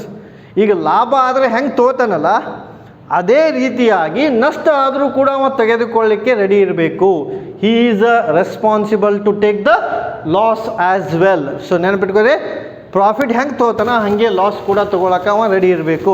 ಯಾಕೆಂದರೆ ಒಂದು ಕಾಯಿನ್ ಐತಿ, ಒಂದು ಕಾಯಿನ್ ಇತ್ತಂದ್ರೆ ಹೆಡ್ ಅಥವಾ ಟೇಲ್ ಯಾರ ಒಂದು ಬರ್ತೈತಿ. ನೀವು ಕಾಯಿನ್ ಟಾಸ್ ಮಾಡಿದ್ರಿ ಅಂದ್ರೆ ನಿಮ್ಮ ಹತ್ರ ರೊಕ್ಕ ಐತಿ, ಆ ರೊಕ್ಕನ ಟಾಸ್ ಮಾಡಿದ್ರಿ ಅಂದರೆ ಎರಡು ಸಾಧ್ಯತೆ ಐತಿ. ಒಂದು ಹೆಡ್ ಮುಖಾರ ಬರ್ಬೋದು ಅಥವಾ ಟೇಲ್ ಬಾಲಾರ ಬರ್ಬೋದು. ನೀವು ಸಣ್ಣಗಿದ್ದಾಗ ಆಟ ಆಡಿರ್ತೀವಿ, ಹೆಡ್ ಅಥವಾ ಟೇಲ್. ಹಂಗೆ ಬಿಸ್ನೆಸ್ ಒಳಗೆ ಎರಡು ಮುಖಗಳಿರ್ತಾವೆ, ಒಂದು ಪ್ರಾಫಿಟ್, ಇನ್ನೊಂದು ಲಾಸ್. ನೋಡಿರಿ, ಇವೆರಡು ಮುಖಗಳು, ಬಿಸ್ನೆಸ್ದ ಮುಖಗಳು ಯಾವುವು ಅಂದ್ರೆ, ಒಂದು ಲಾಭ, ಇನ್ನೊಂದು ನಷ್ಟ. ಯಾವಾಗಲೂ ಲಾಭ ಆಕೈತಿ ಅಂತ ಹೇಳಕ್ಕೆ ಆಗಂಗಿಲ್ಲ. We can't predict always there is a profit. Sometimes the loss is also there. ಅದನ್ನು ಕೂಡ ತಡ್ಕೊಳ್ಳೋ ಶಕ್ತಿ ನಿಮಗಿರಬೇಕು. ಸೊ ಈಗ ನೋಡಿ, ಕೊರೋನಾ ಇರೋದ್ರಿಂದ at present day every business is in loss stage, not than profit stage. Maximum ಕಂಪ್ನಿಗಳು ಹೋಗದವ ಲಾಸ್ ಒಳಗದವ. Okay, ಆಮೇಲೆ it is difficult to raise the capital. ಇದು ಭಾಳ ಇಂಪಾರ್ಟೆಂಟ್ ಡಿಸ್ಅಡ್ವಾಂಟೇಜ್ ನೋಡಿ. Difficult to raise the capital ಅಂದರೆ ಇದರ ಅರ್ಥ ಏನು ರೀ, ಸೋಲ್ ಟ್ರೇಡಿಂಗ್ ಕಂಪ್ನಿ ಇರೋದ್ರಿಂದ ಬಂಡವಾಳವನ್ನು ಹೊರಗೆ ತೆಗೆಯೋದು ಭಾಳನೇ ಡಿಫಿಕಲ್ಟ್ ಆದಂಥ ಕೆಲಸ ಅಂತ. It is very difficult to raise the capital where it is available. ಎಲ್ಲಿಂದ ತೊಗೊಂಬರ್ಬೇಕು ಬಂಡವಾಳ ಅನ್ನೋದು ಅವ್ರ ಮುಂದೆ ಇರ್ತಕ್ಕಂಥ ಒಂದು ದೊಡ್ಡ ಪ್ರಶ್ನೆ ಅಂತ ನಾವು ಹೇಳ್ಬೋದು. ಸೊ ಏಕ ವ್ಯಕ್ತಿ ಕಂಪ್ನಿ ಅಂದರೆ ಓನರ್ಶಿಪ್ ಒಬ್ಬನೇ ಇರ್ತಾನೆ, ಹಾಗಾಗಿ ಅವ್ನಿಗೆ ಒಬ್ಬರಿಗೆ ಬರ್ಡನ್ ಆಗುತ್ತೆ, ಎಲ್ಲಿಂದ ತೊಗೊಂಬರ್ಬೇಕು ಬಂಡವಾಳ. So that's what it is difficult to raise the capital. ಏಕ ವ್ಯಕ್ತಿ ಇದ್ದ ಅಂದರೆ ಅವ್ನಿಗೆ ಬಂಡವಾಳ ತೊಗೊಂಬರೋದು ಭಾಳನೇ ಕಠಿಣ ಆಗಿರುತ್ತೆ ಅಂತ ಹೇಳೋದು. ಆಮೇಲೆ business has a limited life. ಏಕ ವ್ಯಕ್ತಿ ಇದ್ರೆ ಅದರ ಜೀವಿತಾವಧಿ ಭಾಳ ಕಡಿಮೆ ಇರುತ್ತೆ. ಅಂದರೆ ವ್ಯವಹಾರದ ಜೀವಿತಾವಧಿ ಕಡಿಮೆ ಇರುತ್ತೆ, ಅಂದರೆ ಜಲ್ದಿಯಾಗಿ ವ್ಯವಹಾರ ಕ್ಲೋಸ್ ಆಗುತ್ತಂತ. ಯಾಕಪ್ಪ ಅಂದ್ರೆ ಒಬ್ಬನೇ ಇರೋದ್ರಿಂದ ವಾಟ್ ಹ್ಯಾಪನ್ಸ್, ಅವನಿಗೆ ಏನಾದರೂ ಆಯ್ತು ಅಂತ ತಿಳ್ಕೊರಿ, ಅಥವಾ ಅವನೇ ಡಿಸಿಷನ್ ತೊಗೊಳ್ಳುವಾಗ ರಾಂಗ್ ಮಾಡಿದಂತ ತಿಳ್ಕೊರಿ, ಕಂಪ್ಲೀಟ್ ಆದಂತಹ ರೆಸ್ಪಾನ್ಸಿಬಿಲಿಟಿ ಒಬ್ಬನ ಮೇಲೆ ಬೀಳುತ್ತೆ. ಸೊ ಒಬ್ಬನ ಮೇಲೆ ಬೀಳೋದ್ರಿಂದ ಸಮ್ಟೈಮ್ಸ್ ಏನಾಗತ್ತೆ, ಆ ವ್ಯವಹಾರ ಕ್ಲೋಸ್ ಆಗೋ ಸಾಧ್ಯತೆ ಇರುತ್ತೆ. ಹಾಗಾಗಿ it has A limited life ಅಂತ, ಅಂದರೆ ಸೀಮಿತವಾದಂಥ ಜೀವಿತಾವಧಿ ಇರುತ್ತೆ, ಬೇಗನೆ ಮುಗಿದು ಹೋಗುತ್ತದೆ ಅನ್ನಂಗೆ. ಓಕೆ, ಆಮೇಲೆ it is difficult to do the business beyond the certain size. ನೋಡಿ, this is very important. Beyond the certain size ಅಂದರೆ ಏನು, ನಿಮ್ಮ ವ್ಯವಹಾರದ ಗಾತ್ರ ದೊಡ್ಡದಾದಂತೆ ನೀವು ವ್ಯವಹಾರ ಮಾಡೋದು ಭಾಳನೇ ಕಠಿಣ ಆಗುತ್ತೆ, ಮ್ಯಾನೇಜ್ ಮಾಡೋಕ್ಕಾಗಂಗಿಲ್ಲ ಒಬ್ಬಗೆ. If the business is very large size, you can't control the business. Take for example, ಈಗ ನೀವು ಯಾವುದೋ ಒಂದು ಹೈಸ್ಕೂಲ್ ಒಳಗೆ ಕಲ್ತಿರ್ತೀರಿ, ಆ ಹೈಸ್ಕೂಲ್ ಒಳಗೆ ಸ್ಟ್ರೆಂತ್ 50 ಇತ್ತತಿಕೋರಿ ಒಂದು ಕ್ಲಾಸ್ನಾಗ, ಆ 50 ಜನರ ಹೆಸರು ನಿಮ್ಮ ಟೀಚರಿಗೆ ಗೊತ್ತಿರುತ್ತೆ. ಒಂದು ವೇಳೆ 200 ಜನ ಇದ್ದಿರ್ತಿಕೋರಿ ಒಂದು ಕ್ಲಾಸ್ ಒಳಗೆ, ಅಂದಾಜು ಹೇಳ್ತಾನೆ ನಿಮ್ಗೆ ಯಾರು ಯಾವಾಗ ಸ್ಕೂಲಿಗೆ ಬರ್ತಾರೆ ಅಂತ ಗೊತ್ತಾಗಿರಂಗಿಲ್ಲ ಅವ್ರಿಗೆ. ಅಂದರೆ it is difficult to control the population. ಅನ್ನು ಇದ್ರ ಪ್ರಕಾರ ಹೇಳೋದಾದ್ರೆ ನಿಮ್ಮ ಬಿಸ್ನೆಸ್ ಸಾಂದಿತ್ತು ಅಂದರೆ ವಿ ಕ್ಯಾನ್ ಈಸಿಲಿ ಕಂಟ್ರೋಲ್. ನಿಮ್ಮ ಬಿಸ್ನೆಸ್ ಸಣ್ಣ ಪ್ರಮಾಣದಲ್ಲಿದ್ದಾಗ ನಾವು ಸುಲಭವಾಗಿ ನಿಯಂತ್ರಣ ಮಾಡ್ಬೋದು ಆ ವ್ಯವಹಾರವನ್ನು. ಅದೇ ನಿಮ್ಮ ವ್ಯವಹಾರದ ಗಾತ್ರ ಬೃಹತ್ ಪ್ರಮಾಣದಲ್ಲಿದ್ದರೆ ಅಂದರೆ ಹೆಚ್ಚು ಇದ್ದರೆ, ಸೊ ಅವಾಗ ಏನಾಗತ್ತೆ ರೀ, ನಿಮ್ಗೆ ಡಿಫಿಕಲ್ಟಿನ ನೀವು ಫೇಸ್ ಮಾಡಬೇಕಾಗತ್ತೆ. You are facing the difficulty. ಅದೇ ಪಾಯಿಂಟ್ ಇದೆ. ಓಕೆ, ಸೊ ಹಂಗಾದರೆ ಅಡ್ವಾಂಟೇಜ್ ಎಷ್ಟೈತಿ ಅಷ್ಟೇ ಏನೈತಿ ರೀ ಸೋಲ್ ಟ್ರೇಡಿಂಗ್ದು ಡಿಸ್ಅಡ್ವಾಂಟೇಜ್ ಕೂಡ ಇದೆ. ಸೋಲ್ ಟ್ರೇಡಿಂಗ್ದು ಅಡ್ವಾಂಟೇಜ್ ಡಿಸ್ಅಡ್ವಾಂಟೇಜ್ ಅಂದರೆ ಲಯಬಿಲಿಟಿ ಅನ್ಲಿಮಿಟೆಡ್ ಆಗುತ್ತೆ. ನಿಮ್ಮ ಹೊಣೆಗಾರಿಕೆಯು ಅಪರಿಮಿತವಾಗುತ್ತದೆ. ಅಂದರೆ ನೀವು ಹಾಕಿದ್ದಕ್ಕಿಂತ ಹೆಚ್ಚಿಗೆ ಲಾಸ್ ಆಗ್ಬೋದು. ಆಮೇಲೆ ಬಂಡವಾಳವನ್ನು ತೊಗೊಂಬರೋದೇ ಅವ್ರ ಮುಂದಿರ್ತಕ್ಕಂಥ ದೊಡ್ಡ ಪ್ರಶ್ನೆ. To raise the capital is the biggest task in front of a sole trader. So ಹೆಂಗೆ ಬಂಡವಾಳ ತೊಗೊಂಬರ್ತಾರೆ ಅನ್ನೋದು ಕೂಡ ಭಾಳನೇ ಮುಖ್ಯ. ಆಮೇಲೆ ಆ ಬಿಸ್ನೆಸ್ಗೆ ಲೈಫ್ ಭಾಳ ಕಡಿಮೆ ಇರುತ್ತೆ, ಲಿಮಿಟೆಡ್ ಲೈಫ್. ಆಮೇಲೆ ಒಂದು ಹಂತದವರೆಗೂ ನೀವು ವ್ಯವಹಾರವನ್ನು ನಡೆಸ್ಬೋದು. ಯಾವಾಗ ನಿಮ್ಮ ವ್ಯವಹಾರ ಗಾತ್ರ ಹೆಚ್ಚಾಗುತ್ತೆ, ಸೊ ವ್ಯವಹಾರದ ಗಾತ್ರ ಹೆಚ್ಚಾದಂತೆ ಸೊ ನೀವು ನಿಮ್ಮ ವ್ಯವಹಾರವನ್ನು ನಡೆಸುವ ಪ್ರಮಾಣ ಏನಾಗುತ್ತೆ ರೀ, ಡಿಫಿಕಲ್ಟ್ ಆಗುತ್ತೆ ಅಂತ ನಾವಲ್ಲಿ ಹೇಳ್ಬೋದು. It is difficult to manage if the beyond the business happens ಅಂತ. ಸೊ ನಿಮ್ಮ ವ್ಯವಹಾರದ ಗಾತ್ರ ಹೆಚ್ಚಾದಂತೆ ಏನಾಗುತ್ತೆ ರೀ, ನೀವು ಅದನ್ನು ನಿರ್ವಹಣೆ ಮಾಡುವ ಸಾಮರ್ಥ್ಯ ಕೂಡ ಏನಾಗುತ್ತೆ, ಕಡಿಮೆ ಆಗುತ್ತೆ ಅಂತ ನಾವಲ್ಲಿ ಹೇಳ್ಬೋದು. Let us discuss about the second important point, that is joint Hindu family business ಅಂತ. ಸಂಯುಕ್ತ ಹಿಂದೂ ಕೌಟುಂಬಿಕ ವ್ಯವಹಾರ ಅಂತ. ಸಂಯುಕ್ತ ಅಂದರೆ combine. What is the joint Hindu family business? The name itself indicate that it comes into the existence as per the Hindu inheritance act of India. ಅಂದ್ರೆ ಹಿಂದೂ ಕಾಯ್ದೆಯ ಪ್ರಕಾರ ಇದೇನು ಏನಾಗೈತೆ ರೀ, ಜಾಯಿಂಟ್ ಹಿಂದೂ ಕಂಪ್ನಿ ಅಂತ ಬಂದೈತೆ ಅಷ್ಟೇ. ಆಮೇಲೆ this form of business is found only in India. ಯಾಕೆಂದರೆ ಕೇವಲ ಭಾರತದಲ್ಲಿ ಮಾತ್ರ ಇದೆ. ಯಾಕೆಂದರೆ ಇದು ಜಾಯಿಂಟ್ ಹಿಂದೂ ಫ್ಯಾಮಿಲಿ ಬಿಸ್ನೆಸ್ ಅಂತ ಐತೆ, ಅದರ ಹೆಸರನ್ನು ಇಂಡಿಯಾ ಆ್ಯಕ್ಟ್ ಪ್ರಕಾರ ಬಂದಿರೋದ್ರಿಂದ so we can see only in India. ಇಂಥ ವ್ಯವಹಾರವನ್ನು ನಾವೇನು ಮಾಡ್ಬೋದು ರೀ, ಕೇವಲ ಭಾರತದಲ್ಲಿ ಮಾತ್ರ ನೋಡಲಿಕ್ಕೆ ಸಿಗುತ್ತೆ. All the member of Hindu undivided family owned by the business jointly ಅಂತ. This is a very important point. HUF ಅಂತ ಕರೀತಾರೆ, ಹಿಂದೂ ಅನ್ಡಿವೈಡೆಡ್ ಫ್ಯಾಮಿಲಿ ಅನ್ನ. ಅಂದರೆ ಸಿಂಪಲ್ ಲಾಜಿಕ್ ಒಳಗೆ ಹೇಳ್ಬೇಕಂದ್ರೆ ಅಲ್ಲಿ ವ್ಯವಹಾರದಾಗ ಎಲ್ಲ ಮನೆಯವ್ರೇ ಇರ್ತಾರೆ. Business only run by the family. Business is run by the family. ನೆನಪಿಟ್ಬೇಕು, business is run by the family. So the family members are maximum in nature. 50 ಮಂದಿ 60 ಮಂದಿ ಇರ್ತಾರೆ ವ್ಯವಹಾರ ಮಾಡೋರು. ಸೊ ಅವ್ರು ಎಲ್ಲರೂ ಒಂದೇ ಫ್ಯಾಮಿಲಿಗೆ ಸಂಬಂಧಪಟ್ಟಿರ್ತಾರೆ. So that is called as a joint Hindu family. ಈಗ ನೋಡಿರಿ, ಇಲ್ಲಿ ನೀವು ಸಮೀಪದಲ್ಲಿ ಅಂದರೆ ಧಾರವಾಡದಲ್ಲಿ ನೋಡ್ಬೋದು, ಒಂದೇ ಮನೆಯಲ್ಲಿ 70-80 ಜನ ಅದಾರೆ. ಬೇರೆ ಬೇರೆ ಬೇರೆ ಬಿಸ್ನೆಸ್ ಮಾಡ್ತಿರ್ತಾರೆ ಅವರು. ಒಬ್ಬೊಬ್ಬರು ಮಿಲ್ಕ್ ಇಂಡಸ್ಟ್ರಿ ಮಾಡ್ತಾರೆ, ಒಬ್ಬರು ಸಾಫ್ಟ್ವೇರ್ ಇಂಜಿನಿಯರ್ ಅದಾರ, ಒಬ್ಬರು ಪೈಲಟ್ ಅದಾರ, ಒಬ್ಬರು ಡಾಕ್ಟರ್ ಅದಾರ. ಸೊ ಅವ್ರು ಎಲ್ಲರೂ ಕೂಡಿ ಒಂದು ವ್ಯವಹಾರ ಮಾಡಿದರು ಅಂದರೆ ಅದಕ್ಕೆ ಏನಂತ ಕರಿತೀವಿ ನಾವು, ಜಾಯಿಂಟ್ ಹಿಂದೂ ಫ್ಯಾಮಿಲಿ ಅಂತ ಬಿಸ್ನೆಸ್ ಅಂತ ಕರಿತೀವಿ. ಆಮೇಲೆ the affairs of a business are manage by the head of the family called karta ಅಂತ ಕರಿತೀವಿ ನಾವು. ಸೊ ನೆನಪಿಟ್ಕೋರಿ, the owner of a family is called as a karta ಅಂತ. ಈ ಮನೆಯಾಗ ಒಬ್ಬರು 1 2 3 5 6 ಮಂದಿ ಇದಾರೆ ಅಂತ ತಿಳ್ಕೊರಿ. So he is the owner of the family. So ಅವ್ಗೆ ನಾವೇನಂತ ಕರಿತೀವಿ, ಕರ್ತಾ ಅಂತ ಕರಿತೀವಿ. ಸೊ ಫ್ಯಾಮಿಲಿ ಒಳಗೆ ಯಾರು ಹೆಡ್ ಇರ್ತಾರಲ್ಲ ಅವ್ಗೆ ನಾವೇನಂತ ಕರಿತೀವಿ, ಕರ್ತಾ ಅಂತ ಕರಿತೀವಿ.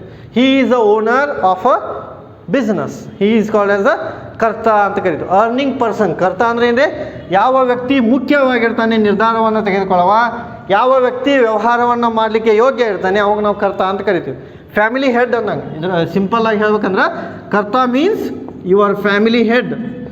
ನಿಮ್ಮ ಕುಟುಂಬದ ಮುಖ್ಯಸ್ಥನಿಗೆ ನಾವು ಏನಂತ ಕರಿತೀವಿ, ಕರ್ತಾ ಅಂತ ಕರಿತೀವಿ. ಈಗ ಈಗ ನಿಮ್ಮ ಫಾದರ್, ನಿಮ್ಮ ಮನೆ ಐತೆ ತಿಳ್ಕೊರಿ, ಒಂದು 6 ಜನ ಅದಿರಿ ಮನ್ಯಾಗ, ಅಲ್ಲಿ ಕರ್ತಾ ಅಂತ ಯಾರಿಗೆ ಕರಿಬೇಕು ರೀ, ನಿಮ್ಮ ಫಾದರಿಗೆ ಕರಿಬೇಕು. Okay, because your father is a responsible to do your business or running your family.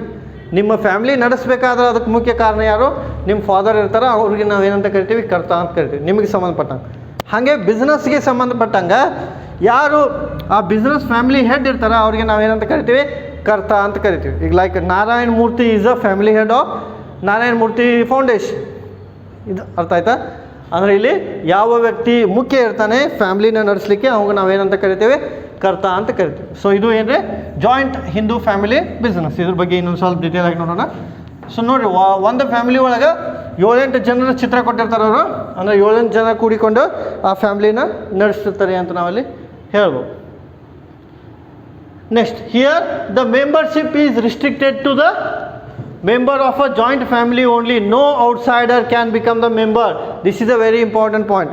Joint Hindu family ಅಂದರೆ ಏನ್ರಿ, ಕೇವಲ ಫ್ಯಾಮಿಲಿ ಮೆಂಬರ್ ಮಾತ್ರ ಇರ್ತಾರೆ. ಅದು 20 ಜನ ಇರ್ಬೋದು, 30 ಜನ ಇರ್ಬೋದು, 100 ಜನ ಇರ್ಬೋದು. No outsiders are allowed. ಹೊರಗಿನವ್ರು ಯಾರೂ ಆ ಬಿಸ್ನೆಸ್ ಒಳಗೆ ಬರೋಂಗಿಲ್ಲ. That is called as a joint Hindu family. 10 ಜನ ಕೂಡಿ ಬಿಸ್ನೆಸ್ ಮಾಡ್ಬೋದು. That is also joint Hindu family. ಈಗ ಬೆಸ್ಟ್ ಎಕ್ಸಾಂಪಲ್ ಅಂದರೆ, ಈಗ ಬಟ್ಟೆ ಅಂಗಡಿ ಇರ್ತಾವೆ. ಆ ಬಟ್ಟೆ ಅಂಗಡಿ ಅವ್ರ ತಾತನ ಕಾಲದಿಂದ ನೋಡ್ಕೊತ ಬಂದಿರ್ತಾರೆ ಅವರು. That is a joint Hindu family.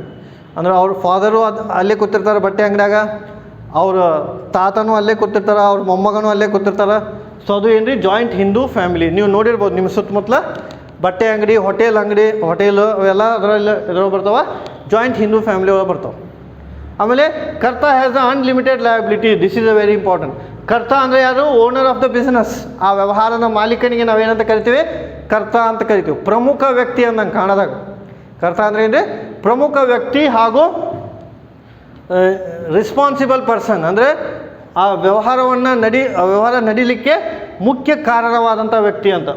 While other members have a limited liability. ಅಂದರೆ ಏನ್ರಿ, ಕರ್ತ ಒಬ್ಬನೇ ಅನ್ಲಿಮಿಟೆಡ್ ಲಯಬಿಲಿಟಿ ಹೊಂದಿರ್ತಾನೆ. ಅನ್ಲಿಮಿಟೆಡ್ ಅಂದರೆ ಅವನದು ರೆಸ್ಪಾನ್ಸಿಬಿಲಿಟಿ ಇಷ್ಟೇ ಐತಿ ಅಂತ ಹೇಳೋಕ್ಕಾಗಂಗಿಲ್ಲ. ಕರ್ತ ಹ್ಯಾಸ್ ಅ ಅನ್ಲಿಮಿಟೆಡ್ ರೆಸ್ಪಾನ್ಸಿಬಿಲಿಟಿ.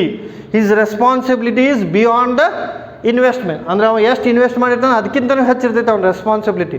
ಅಂದ್ರೆ ಅವಂಗೆ ಅಷ್ಟೇ ಜವಾಬ್ದಾರಿ ಅಂತಲ್ಲ, ಕರ್ತನ ಜವಾಬ್ದಾರಿ ಏನಿರತ್ತೆ ರೀ, ಅತಿ ಹೆಚ್ಚಿರುತ್ತೆ. ನೋಡಿ ಇಲ್ಲಿ family, he is a responsible person, he is a karta, and all the members belongs to here. Okay, so ನೋಡಿ ಎಲ್ಲರೂ ಅವ್ರ ಸುತ್ತಮುತ್ತಲ ಅದಾರ ಅಂತ, ಅವ್ರಿಗೆ ರೆಸ್ಪಾನ್ಸಿಬಿಲಿಟಿ ಏನಿರುತ್ತೆ, ಹೆಚ್ಚಿರುತ್ತೆ. That is consider as a joint Hindu family business ಅಂತ ನಾವಲ್ಲಿ ಹೇಳ್ಬೋದು.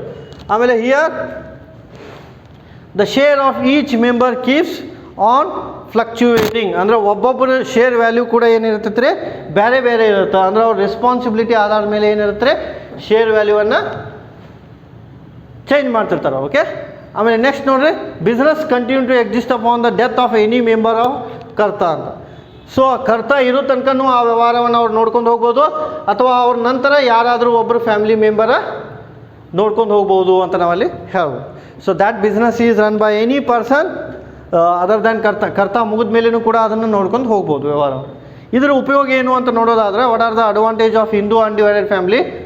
Every coparcener has a assured share in a profit. ನೋಡಿರಿ, ಎವ್ರಿ ಕೋ ಪರ್ಸನರ್, ಇದರ ಅರ್ಥ ಪ್ರತಿಯೊಬ್ಬ ಕೌಟುಂಬಿಕ ಸದಸ್ಯರು ಅನ್ನೋದು, ಆ ಕುಟುಂಬದ ಸದಸ್ಯರು ಅನ್ನೋದು, ಕೌಟುಂಬಿಕ ಸದಸ್ಯರು, ಆ ಕುಟುಂಬ ಒಳಗೆ ಎಷ್ಟು ಜನ ಅದಾರ ಎಲ್ಲರೂ ಅನ್ನೋದು. Every member of the family is a responsible to share the profit. ಅಂದ್ರೆ ಆ ಫ್ಯಾಮಿಲಿ ಒಳಗೆ ಎಷ್ಟು ಜನ ಅದಾರ ಎಲ್ಲರಿಗೂ ಪ್ರಾಫಿಟ್ ಹೋಗುತ್ತೆ. ಈಗ 100 ರೂಪಾಯಿ ಲಾಭ ಆಯ್ತು ಅಂದ್ರೆ 10 ಜನ ಅದಾರಂದ್ರೆ ಪ್ರತಿಯೊಬ್ಬರಿಗೂ 10 ರೂಪಾಯಿ ಹೋಗುತ್ತೆ, ಅಥವಾ ಒಬ್ರಿಗೆ 20, ಒಬ್ರಿಗೆ 10. ಈ ರೀತಿ ಪ್ರಾಫಿಟ್ ಏನಾಗುತ್ತೆ, ಶೇರ್ ಆಗುತ್ತೆ. ಯಾಕೆಂದರೆ ಅವ್ರದ್ದೇ ಇರೋದ್ರಿಂದ ಎಷ್ಟು ಬೇಕಾದರೂ ಶೇರ್ ಮಾಡ್ಕೋಬೋದು, ಹೆಚ್ಚು ಮಾಡ್ಕೋಬೋದು ಅಥವಾ ಕಡಿಮೆ ಮಾಡ್ಬೋದು. And business has continued existence. So ವ್ಯವಹಾರ ಏನಾಗ್ತಾ ಇರುತ್ತೆ ರೀ, ಯಾವಾಗಲೂ ನಿರಂತರವಾಗಿ ಮುಂದುವರೆದುಕೊಂಡು ಹೋಗ್ತಾ ಇರುತ್ತೆ. So joint Hindu family is continued for a long period of time. ದೀರ್ಘಾವಧಿವರೆಗೂ ಕೂಡ ಅಲ್ಲಿ ವ್ಯವಹಾರ ಮುಂದುವರೆದುಕೊಂಡು ಹೋಗ್ತಾ ಇರುತ್ತೆ. Decision making is quick as the powers are within the karta ಅಂತ. ಅಂದರೆ ಡಿಸಿಷನನ್ನು ಇಮಿಡಿಯೇಟಾಗಿ ತೊಗೋತಾರೆ, ನಿರ್ಧಾರವನ್ನು ಸುಲಭವಾಗಿ ತೊಗೋತಾರೆ. ಯಾಕಪ್ಪ ಅಂದ್ರೆ ಡಿಸಿಷನ್ ತೊಗೊಳ್ಳೋರು ಯಾರು ಇರ್ತಾರೆ, ಕರ್ತ ಇರ್ತಾನೆ, ಫ್ಯಾಮಿಲಿ ಮುಖ್ಯಸ್ಥ. ಸೊ ಆ ಫ್ಯಾಮಿಲಿ ಮುಖ್ಯಸ್ಥ ಏನು ಮಾಡ್ತಾನೆ, ಡಿಸಿಷನನ್ನು ಕ್ವಿಕ್ಕಾಗಿ ತೊಗೋತಾನ. ಆಮೇಲೆ ನೋ ಕಾರ್ಪೊರೇಟ್ ಟ್ಯಾಕ್ಸ್, ಕಂಪ್ನಿ ಟ್ಯಾಕ್ಸಲ್ಲಿ ಇರೋಂಗಿಲ್ಲ. ಬಿಕಾಸ್ ಓನ್ಲಿ ಫ್ಯಾಮಿಲಿ ಬಿಸ್ನೆಸ್ ಇರೋದ್ರಿಂದ ಎಷ್ಟು ಇನ್ಕಮ್ ಮಾಡ್ತಾರೆ ಅವರು ಇನ್ಕಮ್ ಟ್ಯಾಕ್ಸನ್ನು ಅವರು ಕೊಡ್ತಾರೆ. People use it mostly for tax ಅಂತ. ಅಂದರೆ ಟ್ಯಾಕ್ಸ್ ಸಲುವಾಗಿ ಇದನ್ನು ಜಾಸ್ತಿ ಯೂಸ್ ಮಾಡ್ತಾರೆ ಅಂತ ನಾವಲ್ಲಿ ಹೇಳ್ಬೋದು. Benefit of tax. ಆಮೇಲೆ ಇದು ಡಿಸ್ಅಡ್ವಾಂಟೇಜ್ ಕೂಡ ಅದಾವ. ಫ್ಯಾಮಿಲಿ ಬಿಸ್ನೆಸ್ನಿಂದ ಆಗ್ತಕ್ಕಂಥ ಅನಾನುಕೂಲತೆಗಳು ಏನು ಅಂತ ನೋಡೋದಾದ್ರೆ, what disadvantage the family business should have? First one is it is absolute power in the hand of ಕರ್ತ. ನೋಡಿ, this is a very important point. Sorry, all the power is in the hand of only ಕರ್ತ. ಕರ್ತ ಅನ್ನುವ ಮೂಲ ವ್ಯಕ್ತಿ ಹತ್ತಿರನ ಎಲ್ಲ ಅಧಿಕಾರ ಇರುತ್ತೆ. ಅವ ದುರುಪಯೋಗ ಮಾಡ್ಕೊಂಡ್ರೆ ಏನಾಯ್ತು ರೀ, ಡಿಸ್ಅಡ್ವಾಂಟೇಜ್ ಆಯ್ತು. This is the biggest disadvantage of joint Hindu family. All the powers are within the Karta, so that all the powers in the hand of only one person means if he is good, that is okay. What happens if he made entire business in his name, he is not giving any profit to others? What will happen? It is a disadvantage. So ನೋಡಿ ಹೆಂಗೆ ಹೇಳ್ತೀವಿ ಅಂದ್ರೆ ಎಲ್ಲ ಅಧಿಕಾರವನ್ನು ಒಬ್ಬನೇ ಇಟ್ಕೊಂಡಿದ್ದ ಅಂದ್ರೆ ಅದು disadvantage. ಈಗ ನೀವು ಹಳ್ಳಿ ಒಳಗೆ ನೋಡ್ತೀರಿ, ಒಂದು ಕುಟುಂಬ ಇರ್ತೈತಿ, ಕೂಡು ಕುಟುಂಬ, 7-8 ಜನ ಅಣ್ಣ ತಮ್ಮ ಇರ್ತಾರೆ. ಅವರು ಯಾರು ದೊಡ್ಡ ಅಣ್ಣ ಇರ್ತಾನೆ ಅವ್ಗೆ ಹೆಚ್ಚು ಅಧಿಕಾರ ಇರುತ್ತೆ. ಅವ್ನು ಹೇಳಿದಂಗೆ ಉಳ್ಕಾದವ್ರು ಕೇಳ್ತಿರ್ತಾರೆ. ಅವ್ಗೆ ಕರ್ತ ಅಂತ ಕರಿಬೋದು. ಒಂದು 50-60 ಎಕರೆ ಹೊಲ ಇರ್ತೈತೆ ಅಂತ ತಿಳ್ಕೊರಿ. ಆ ಹೊಲವನ್ನು ಇನ್ನೂ ಡಿವೈಡೇ ಮಾಡಿರಂಗಿಲ್ಲ ಅವರು. ಸೊ ಡಿವೈಡ್ ಮಾಡಿರಂಗಿಲ್ಲ, ಬೆಸ್ಟ್ ಎಕ್ಸಾಂಪಲ್ ಹೇಳತ್ತೆ ನಾನು ನಿಮ್ಗೆ. ಸೊ ಡಿವೈಡ್ ಮಾಡಿರಂಗಿಲ್ಲ ಅಂದರೆ ಎಲ್ಲನೂ ಒಬ್ಬರ ಹೆಸರಲ್ಲಿ ನಾವು ಮಾಡ್ಕೊಂಡ್ರೆ ಏನಾಗುತ್ತೆ? So that is a disadvantage of joint Hindu business ಅಂತ. ಯಾಕಂದರೆ ಎಲ್ಲ ಅವ್ನು ಹೇಳಿದಂಗೆ ಕೇಳ್ತಿರ್ತಾರೆ. ಒಂದು ವೇಳೆ ಅವನು ಸರಿಯಾಗಿ ಮಾಡ್ಕೊಂಡು ತನ್ನ ಹೆಸರಲ್ಲೇ ಎಲ್ಲ ಮಾಡ್ಕೊಂಡ್ರೆ ಏನಾಗುತ್ತೆ? That is a disadvantage. Okay. ಆಮೇಲೆ ಸ್ಟೆಬಿಲಿಟಿ ಇರೋಂಗಿಲ್ಲ, ಸ್ಥಿರತೆ ಇರೋಂಗಿಲ್ಲ ಅಂತ. ಸ್ಥಿರತೆಯ ಕೊರತೆ ಇರುತ್ತೆ ಅಂತ. ಸ್ಟೆಬಿಲಿಟಿ ಇರೋಂಗಿಲ್ಲ, ಇನ್ಸ್ಟೇಬಲ್ ಆಗಿರುತ್ತೆ. ಯಾವಾಗ ಬೇಕಾದರೂ ಕ್ಲೋಸ್ ಆಗ್ಬೋದು, ಯಾವಾಗ ಬೇಕಾದರೂ ಪ್ರಾಫಿಟನ್ನು ಮಾಡ್ಕೋಬೋದು ಅಂತ. ಇಟ್ ಈಸ್ ಅ ಇನ್ಸ್ಟೇಬಲ್ ಅಥವಾ ನಾಟ್ ಅ ಸ್ಟೆಬಿಲಿಟಿ ಅಂತ. Limited resource can be rise. ಸಂಪನ್ಮೂಲವನ್ನು ಕಡಿಮೆ ಪ್ರಮಾಣದಲ್ಲಿ ಅವರು ಪಡ್ಕೋಬೋದು ಅಂತ. ಸಂಪನ್ಮೂಲಗಳು ಹೆಚ್ಚಿಗೆ ಸಿಗೋಂಗಿಲ್ಲ ಅವ್ರಿಗೆ. ಯಾಕೆ ಸಿಗೋಂಗಿಲ್ಲ ಅಂದ್ರೆ only family members are there, no others will come. If no others will come, what will happen? It is difficult for them to raise the capital. ಹೊರಗಿನವ್ರು ಯಾರೂ ಬರೋಂಗಿಲ್ಲ ಅಂದರೆ ಅವರು ಬಂಡವಾಳವನ್ನು ತೊಗೊಂಬರೋದು ಅವ್ರ ಮುಂದಿರ್ತಕ್ಕಂಥ ದೊಡ್ಡ ಪ್ರಶ್ನೆ ಆಗುತ್ತೆ. ಹಾಗಾಗಿ capital is the biggest problem in front of them. ಆಮೇಲೆ ಸ್ಕೋಪ್ ಫಾರ್ ಕಾನ್ಫ್ಲಿಕ್ಟ್, ನೋಡಿ ಜಗಳ ಆಗುವ ಸಾಧ್ಯತೆ ಹೆಚ್ಚಿರುತ್ತೆ. ವ್ಯಾಜ್ಯಗಳು ಅಂತ ಕರಿತೀವಿ ಕನ್ನಡದಲ್ಲಿ, ವ್ಯಾಜ್ಯ ಅಥವಾ ಜಗಳಗಳು ಅಂತ. ಸೊ ಯಾಕೆ ಜಗಳ ಆಗ್ತಾವಂದ್ರೆ ಭಾಳ ಜನ ಇರ್ತಾರೆ ಫ್ಯಾಮಿಲಿ ಮೆಂಬರ್ ಒಳಗೆ, ಅವರು ಥಿಂಕಿಂಗ್ ಒಂದೇ ರೀತಿ ಇರೋಂಗಿಲ್ಲ. All the members thinking is not same. So if the members thinking is not same, definitely it is a disadvantage to the family ಅಂತ ನಾವಲ್ಲಿ ಹೇಳ್ಬೋದು. ಸೊ ಅವರು ಥಿಂಕ್ ಮಾಡ್ತಕ್ಕಂಥ ವಿಚಾರಗಳು, ಅವ್ರು ಮಾಡ್ತಕ್ಕಂಥ ಅಭಿಪ್ರಾಯಗಳು ಬೇರೆ ಬೇರೆ ಆಗಿರೋದ್ರಿಂದ ಅಲ್ಲಿ ಸಮಸ್ಯೆಗಳು ಬರುವ ಸಾಧ್ಯತೆ ಹೆಚ್ಚಿರುತ್ತೆ ಅಂತ. There is a more scope for conflict, ಅಂದರೆ ವ್ಯಾಜ್ಯಗಳು ಜಗಳಗಳು ಆಗುವ ಸಾಧ್ಯತೆ ಅತಿ ಹೆಚ್ಚಾಗಿರುತ್ತೆ ಅಂತ ನಾವಲ್ಲಿ ಹೇಳ್ಬೋದು. So this is the joint Hindu family here. So these two are the sole trading and partnership, joint Hindu family ಅಂತ ನಾವಲ್ಲಿ ಕರಿಬೋದು. Okay. Yes, in today's class, in first class we discuss about the what is business organisation. ನೋಡಿ, ಇವತ್ತಿನ ಕ್ಲಾಸ್ನಲ್ಲಿ ನಾವು ಏನು discuss ಮಾಡಿದ್ದೀವಿ ಅಂದ್ರೆ ಸಿಂಪಲ್ ಆಗಿ ನೆನಪಿಟ್ಕೋರಿ. Yes, what is business organization ಅಂತ ನೋಡಿದ್ದೀವಿ. ವ್ಯಾವಹಾರಿಕ ಸಂಘಟನೆ ಅಂದರೆ ಏನು ಅಂತ. How your business is going to start, that is called as a business organization. ನೀವು ನಿಮ್ಮ ವ್ಯವಹಾರ ಹೆಂಗೆ ಸ್ಟಾರ್ಟ್ ಮಾಡ್ತೀರಿ ಅಂತ ತಿಳ್ಕೊಳ್ಳೋದಕ್ಕೆ ನಾವು ಬಿಸ್ನೆಸ್ ಆರ್ಗನೈಜೇಷನ್ ಅಂತ ಕರಿತೀವಿ, ವ್ಯಾವಹಾರಿಕ ಸಂಘಟನೆ. ಸೊ ಹೆಂಗೆ ಸ್ಟಾರ್ಟ್ ಮಾಡ್ತೀರಿ ಅಂದರೆ ಅದಕ್ಕೆ ಏನು ಬೇಕು ಅಂತ ತಿಳ್ಕೊಬೇಕು. ಬಂಡವಾಳ ಬೇಕು, ಬಿಸ್ನೆಸ್ ನಡೆಸಲಿಕ್ಕೆ ವ್ಯಕ್ತಿಗಳು ಬೇಕು, ಅದು ಬಿಸ್ನೆಸ್ ನಡೆಸಲಿಕ್ಕೆ ಬಿಲ್ಡಿಂಗ್ ಬೇಕು, ಮೂಲಭೂತ ಸೌಕರ್ಯಗಳು ಬೇಕು ಅನ್ನೋದು. ಹಾಗಾದ್ರೆ ಬಿಸ್ನೆಸ್ ಅಂದರೆ ಏನು ಅಂತ ನಮಗೆ ಗೊತ್ತಿರಬೇಕು ಮೊದಲು. Business means it is a activity, ಒಂದು ಚಟುವಟಿಕೆ. ಯಾವ activity? Activity made to earn something. What is that something? Profit. So ಲಾಭವನ್ನು ಮಾಡಿಕೊಳ್ಳಿಕ್ಕೆ ನೀವು ಏನು ಚಟುವಟಿಕೆಯನ್ನು ಮಾಡ್ತಿರಲ್ಲ, ಆರ್ಥಿಕ ಚಟುವಟಿಕೆ, ಸೊ ಆ ಆರ್ಥಿಕ ಚಟುವಟಿಕೆಗೆ ನಾವು ವ್ಯವಹಾರ ಅಂತ ಕರಿತೀವಿ. ಆರ್ಥಿಕ ಚಟುವಟಿಕೆ ಅಂದರೆ ಏನ್ರಿ? ಉತ್ಪಾದನೆ ಇರ್ಬೋದು, ಮಾರಾಟ ಇರ್ಬೋದು, ಸಂಪನ್ಮೂಲವನ್ನು ಕ್ರೋಢೀಕರಣ ಮಾಡೋದಿರ್ಬೋದು.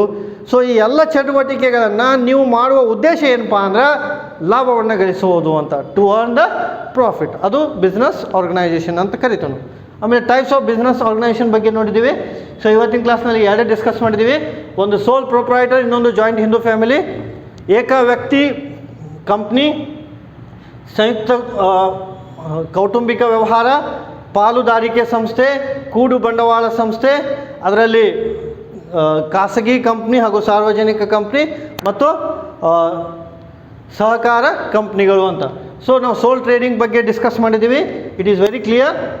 ಸೋಲ್ ಟ್ರೇಡಿಂಗ್ ಚೂಸಿಂಗ್, ನಾವು ಬಿಸ್ನೆಸ್ ಸ್ಟಾರ್ಟ್ ಮಾಡಬೇಕಾದ್ರೆ ಏನೇನು ಬೇಕು ಅನ್ನೋದನ್ನು ಡಿಸ್ಕಸ್ ಮಾಡಿದ್ದೀವಿ ಇವತ್ತು. ಒಂದು ಬಿಸ್ನೆಸ್ ಸ್ಟಾರ್ಟ್ ಮಾಡಬೇಕಾದ್ರೆ we need so many factors, ಬಹಳಷ್ಟು ಫ್ಯಾಕ್ಟರ್ಸ್ಗಳು ಬೇಕು. ಒಂದು ವ್ಯವಹಾರದ ಸ್ವಭಾವ ಹೆಂಗೈತಿ ಅನ್ನೋದು ಭಾಳ ಮುಖ್ಯ. Nature of business is very important. ಆಮೇಲೆ ವ್ಯವಹಾರವು ಹೆಂಗೆ ಸಂಬಂಧಪಟ್ಟಿದೆ ಅನ್ನೋದು ಇಂಪಾರ್ಟೆಂಟ, ಇಂಟರ್ ರಿಲೇಟೆಡ್ ಇಂಡಿಪೆಂಡೆಂಟ್ ಐತೆ ಅನ್ನೋದು. ಆಮೇಲೆ ನಮ್ಮ ವ್ಯವಹಾರ ಹೆಂಗಿದೆ ಅನ್ನೋದು ಭಾಳ ಮುಖ್ಯ. ಲಾರ್ಜ್ ಸೈಜ್ ಇದೆಯೋ, ಸ್ಮಾಲ್ ಸೈಜ್ ಇದೆಯೋ, ಮೀಡಿಯಮ್ ಸೈಜ್ ಇದೆಯೋ, ಈ ರೀತಿ ಬಹಳನೇ ಮುಖ್ಯ ಆಗುತ್ತೆ ನಮ್ಮ ವ್ಯವಹಾರ. ಆಮೇಲೆ ನೋಡ್ರಿ, ನಮ್ಮ ಬಿಸ್ನೆಸ್ ಒಳಗೆ ಯಾರು ಕಂಟ್ರೋಲ್ ಮಾಡ್ತಾರೆ, who is going to control our business, that is important. How much capital is needed, that is also important. ಎಷ್ಟು ಬಂಡವಾಳ ಬೇಕು ಅನ್ನೋದು ಮುಖ್ಯ. ಅಂದ ಮೇಲೆ ನಿಮ್ಮ ಬಿಸ್ನೆಸ್ ಒಳಗೆ ಎಷ್ಟು ರಿಸ್ಕ್ ಐತಿ ಅನ್ನೋದು ಮುಖ್ಯ. How much risk is involve in our business and how much tax is paid by the business, that is also important. ಆಮೇಲೆ ಏನು ಡಿಸ್ಕಸ್ ಮಾಡಿದ್ದೀವಿ ನೋಡ್ರಿ, ಒಂದೊಂದು ನೋಡೋಣ. ಫಸ್ಟ್ ಸೋಲ್ ಟ್ರೇಡಿಂಗ್ ಅಂದರೆ ಏನು ಅಂತ ನೋಡೋಣ. ಇದನ್ನ ಹೇಳಿದ್ದೀವಿ ಆಲ್ರೆಡಿ. ಸೋಲ್ ಟ್ರೇಡಿಂಗ್ ಅಂದರೆ ownership and management belongs to only one person. ಕೇವಲ ಒಬ್ಬನೇ ಮಾಲೀಕರಿರ್ತಾನೆ. ಸೊ ಒಬ್ಬನೇ ಜವಾಬ್ದಾರ ಆಗಿರ್ತಾನೆ. ಎದ್ರ ಸಲುವಾಗಿ ಅಂದ್ರೆ ಬಿಸ್ನೆಸ್ಸನ್ನು ಮೇಂಟೈನ್ ಮಾಡೋ ಸಲುವಾಗಿ. ಅದಕ್ಕೆ ನಾವು ಸೋಲ್ ಟ್ರೇಡಿಂಗ್ ಅಂತೀವಿ. ಸೊ ಅದ್ರ ಫೀಚರ್ ನೋಡಿದ್ವಿ ನೋಡಿ. Simple thing, simple and inexpensive. All the decision is ನೋಡಿರಿ, it is owned by one person. It is a very simple business and the owner is taking all the decision and he is responsible for everything. ಮಾಲೀಕನು ಒಬ್ಬನೇ ಇರ್ತಾನೆ. ಮಾಲೀಕ ಒಬ್ಬನೇ ಇರೋದರಿಂದ ಇದು ಬಹಳನೇ ಸುಲಭವಾಗಿದೆ, ವೆಚ್ಚ ರಹಿತವಾಗಿದೆ, ಹಾಗೂ ನಿರ್ಧಾರವನ್ನು ತೆಗೆದುಕೊಳ್ಳಲು ಬಹಳನೇ ಸುಲಭವಾಗಿದೆ, ಹಾಗೂ ಮಾಲೀಕನೇ ಪ್ರತಿಯೊಂದಕ್ಕೂ ಜವಾಬ್ದಾರನಾಗಿರುತ್ತಾನೆ. ಆಮೇಲೆ ಇದರ ಉಪಯೋಗ ನೋಡೋದಾದ್ರೆ ಈಸಿ ಟು ಸ್ಟಾರ್ಟ್. ನಾವು ಈಸಿಯಾಗಿ ಸ್ಟಾರ್ಟ್ ಮಾಡ್ಬೋದು ಬಿಸ್ನೆಸ್ಸನ್ನು. ಕಂಟ್ರೋಲ್ ಈಸಿಯಾಗಿ ಆಗುತ್ತೆ, because all the power is in the hand of only one person. ಆಮೇಲೆ regulation is also possible, rules and regulation is also possible. Then the no corporate tax is there and the ownership belongs to only one person. Disadvantage ಹೇಳೋದಾದ್ರೆ liability unlimited ಇರುತ್ತೆ, ಹೊಣೆಗಾರಿಕೆ. Difficult to collect the capital, ಬಂಡವಾಳ ತೊಗೊಂಬರೋದು ಭಾಳನೇ ಕಠಿಣ ಆಗುತ್ತೆ. ಆಮೇಲೆ limited life ಇರುತ್ತೆ ಬಿಸ್ನೆಸ್ಗೆ. ಆಮೇಲೆ difficulty to start the business if the large size. ಆಮೇಲೆ ಜಾಯಿಂಟ್ ಹಿಂದೂ ಫ್ಯಾಮಿಲಿ ಅಂದರೆ ಏನ್ರಿ, all the family members belongs to only one family, that is called as a joint Hindu family. In the joint Hindu family karta is the responsible person. ಆ ಫ್ಯಾಮಿಲಿನ ಯಾರು ನಡೆಸ್ಕೊಂಡು ಹೋಗ್ತಿರ್ತಾರೆ ಅವಂಗೆ ನಾವು ಕರ್ತಾ ಅಂತ ಕರಿತೀವಿ. ಸೊ ಈ ಜಾಯಿಂಟ್ ಹಿಂದೂ ಫ್ಯಾಮಿಲಿ ಒಳಗೆ ನಾವು ಏನು ನೋಡ್ಬೋದು ಅಂದ್ರೆ, all the family members are the only allowed, no outsiders is allowed. ಹೊರಗಿನವ್ರು ಯಾರಿಗೂ ಅವಕಾಶ ಇಲ್ಲ. ಆ ಫ್ಯಾಮಿಲಿ ಮೆಂಬರ್ ಎಷ್ಟು ಜನ ಇರ್ತಾರೆ ಅವರೇ ಕೂಡಿಕೊಂಡು ವ್ಯವಹಾರವನ್ನು ಮಾಡ್ಬೋದು. ಇದು ಅಡ್ವಾಂಟೇಜು ಆಗುತ್ತೆ, ಡಿಸ್ಅಡ್ವಾಂಟೇಜು ಆಗುತ್ತೆ.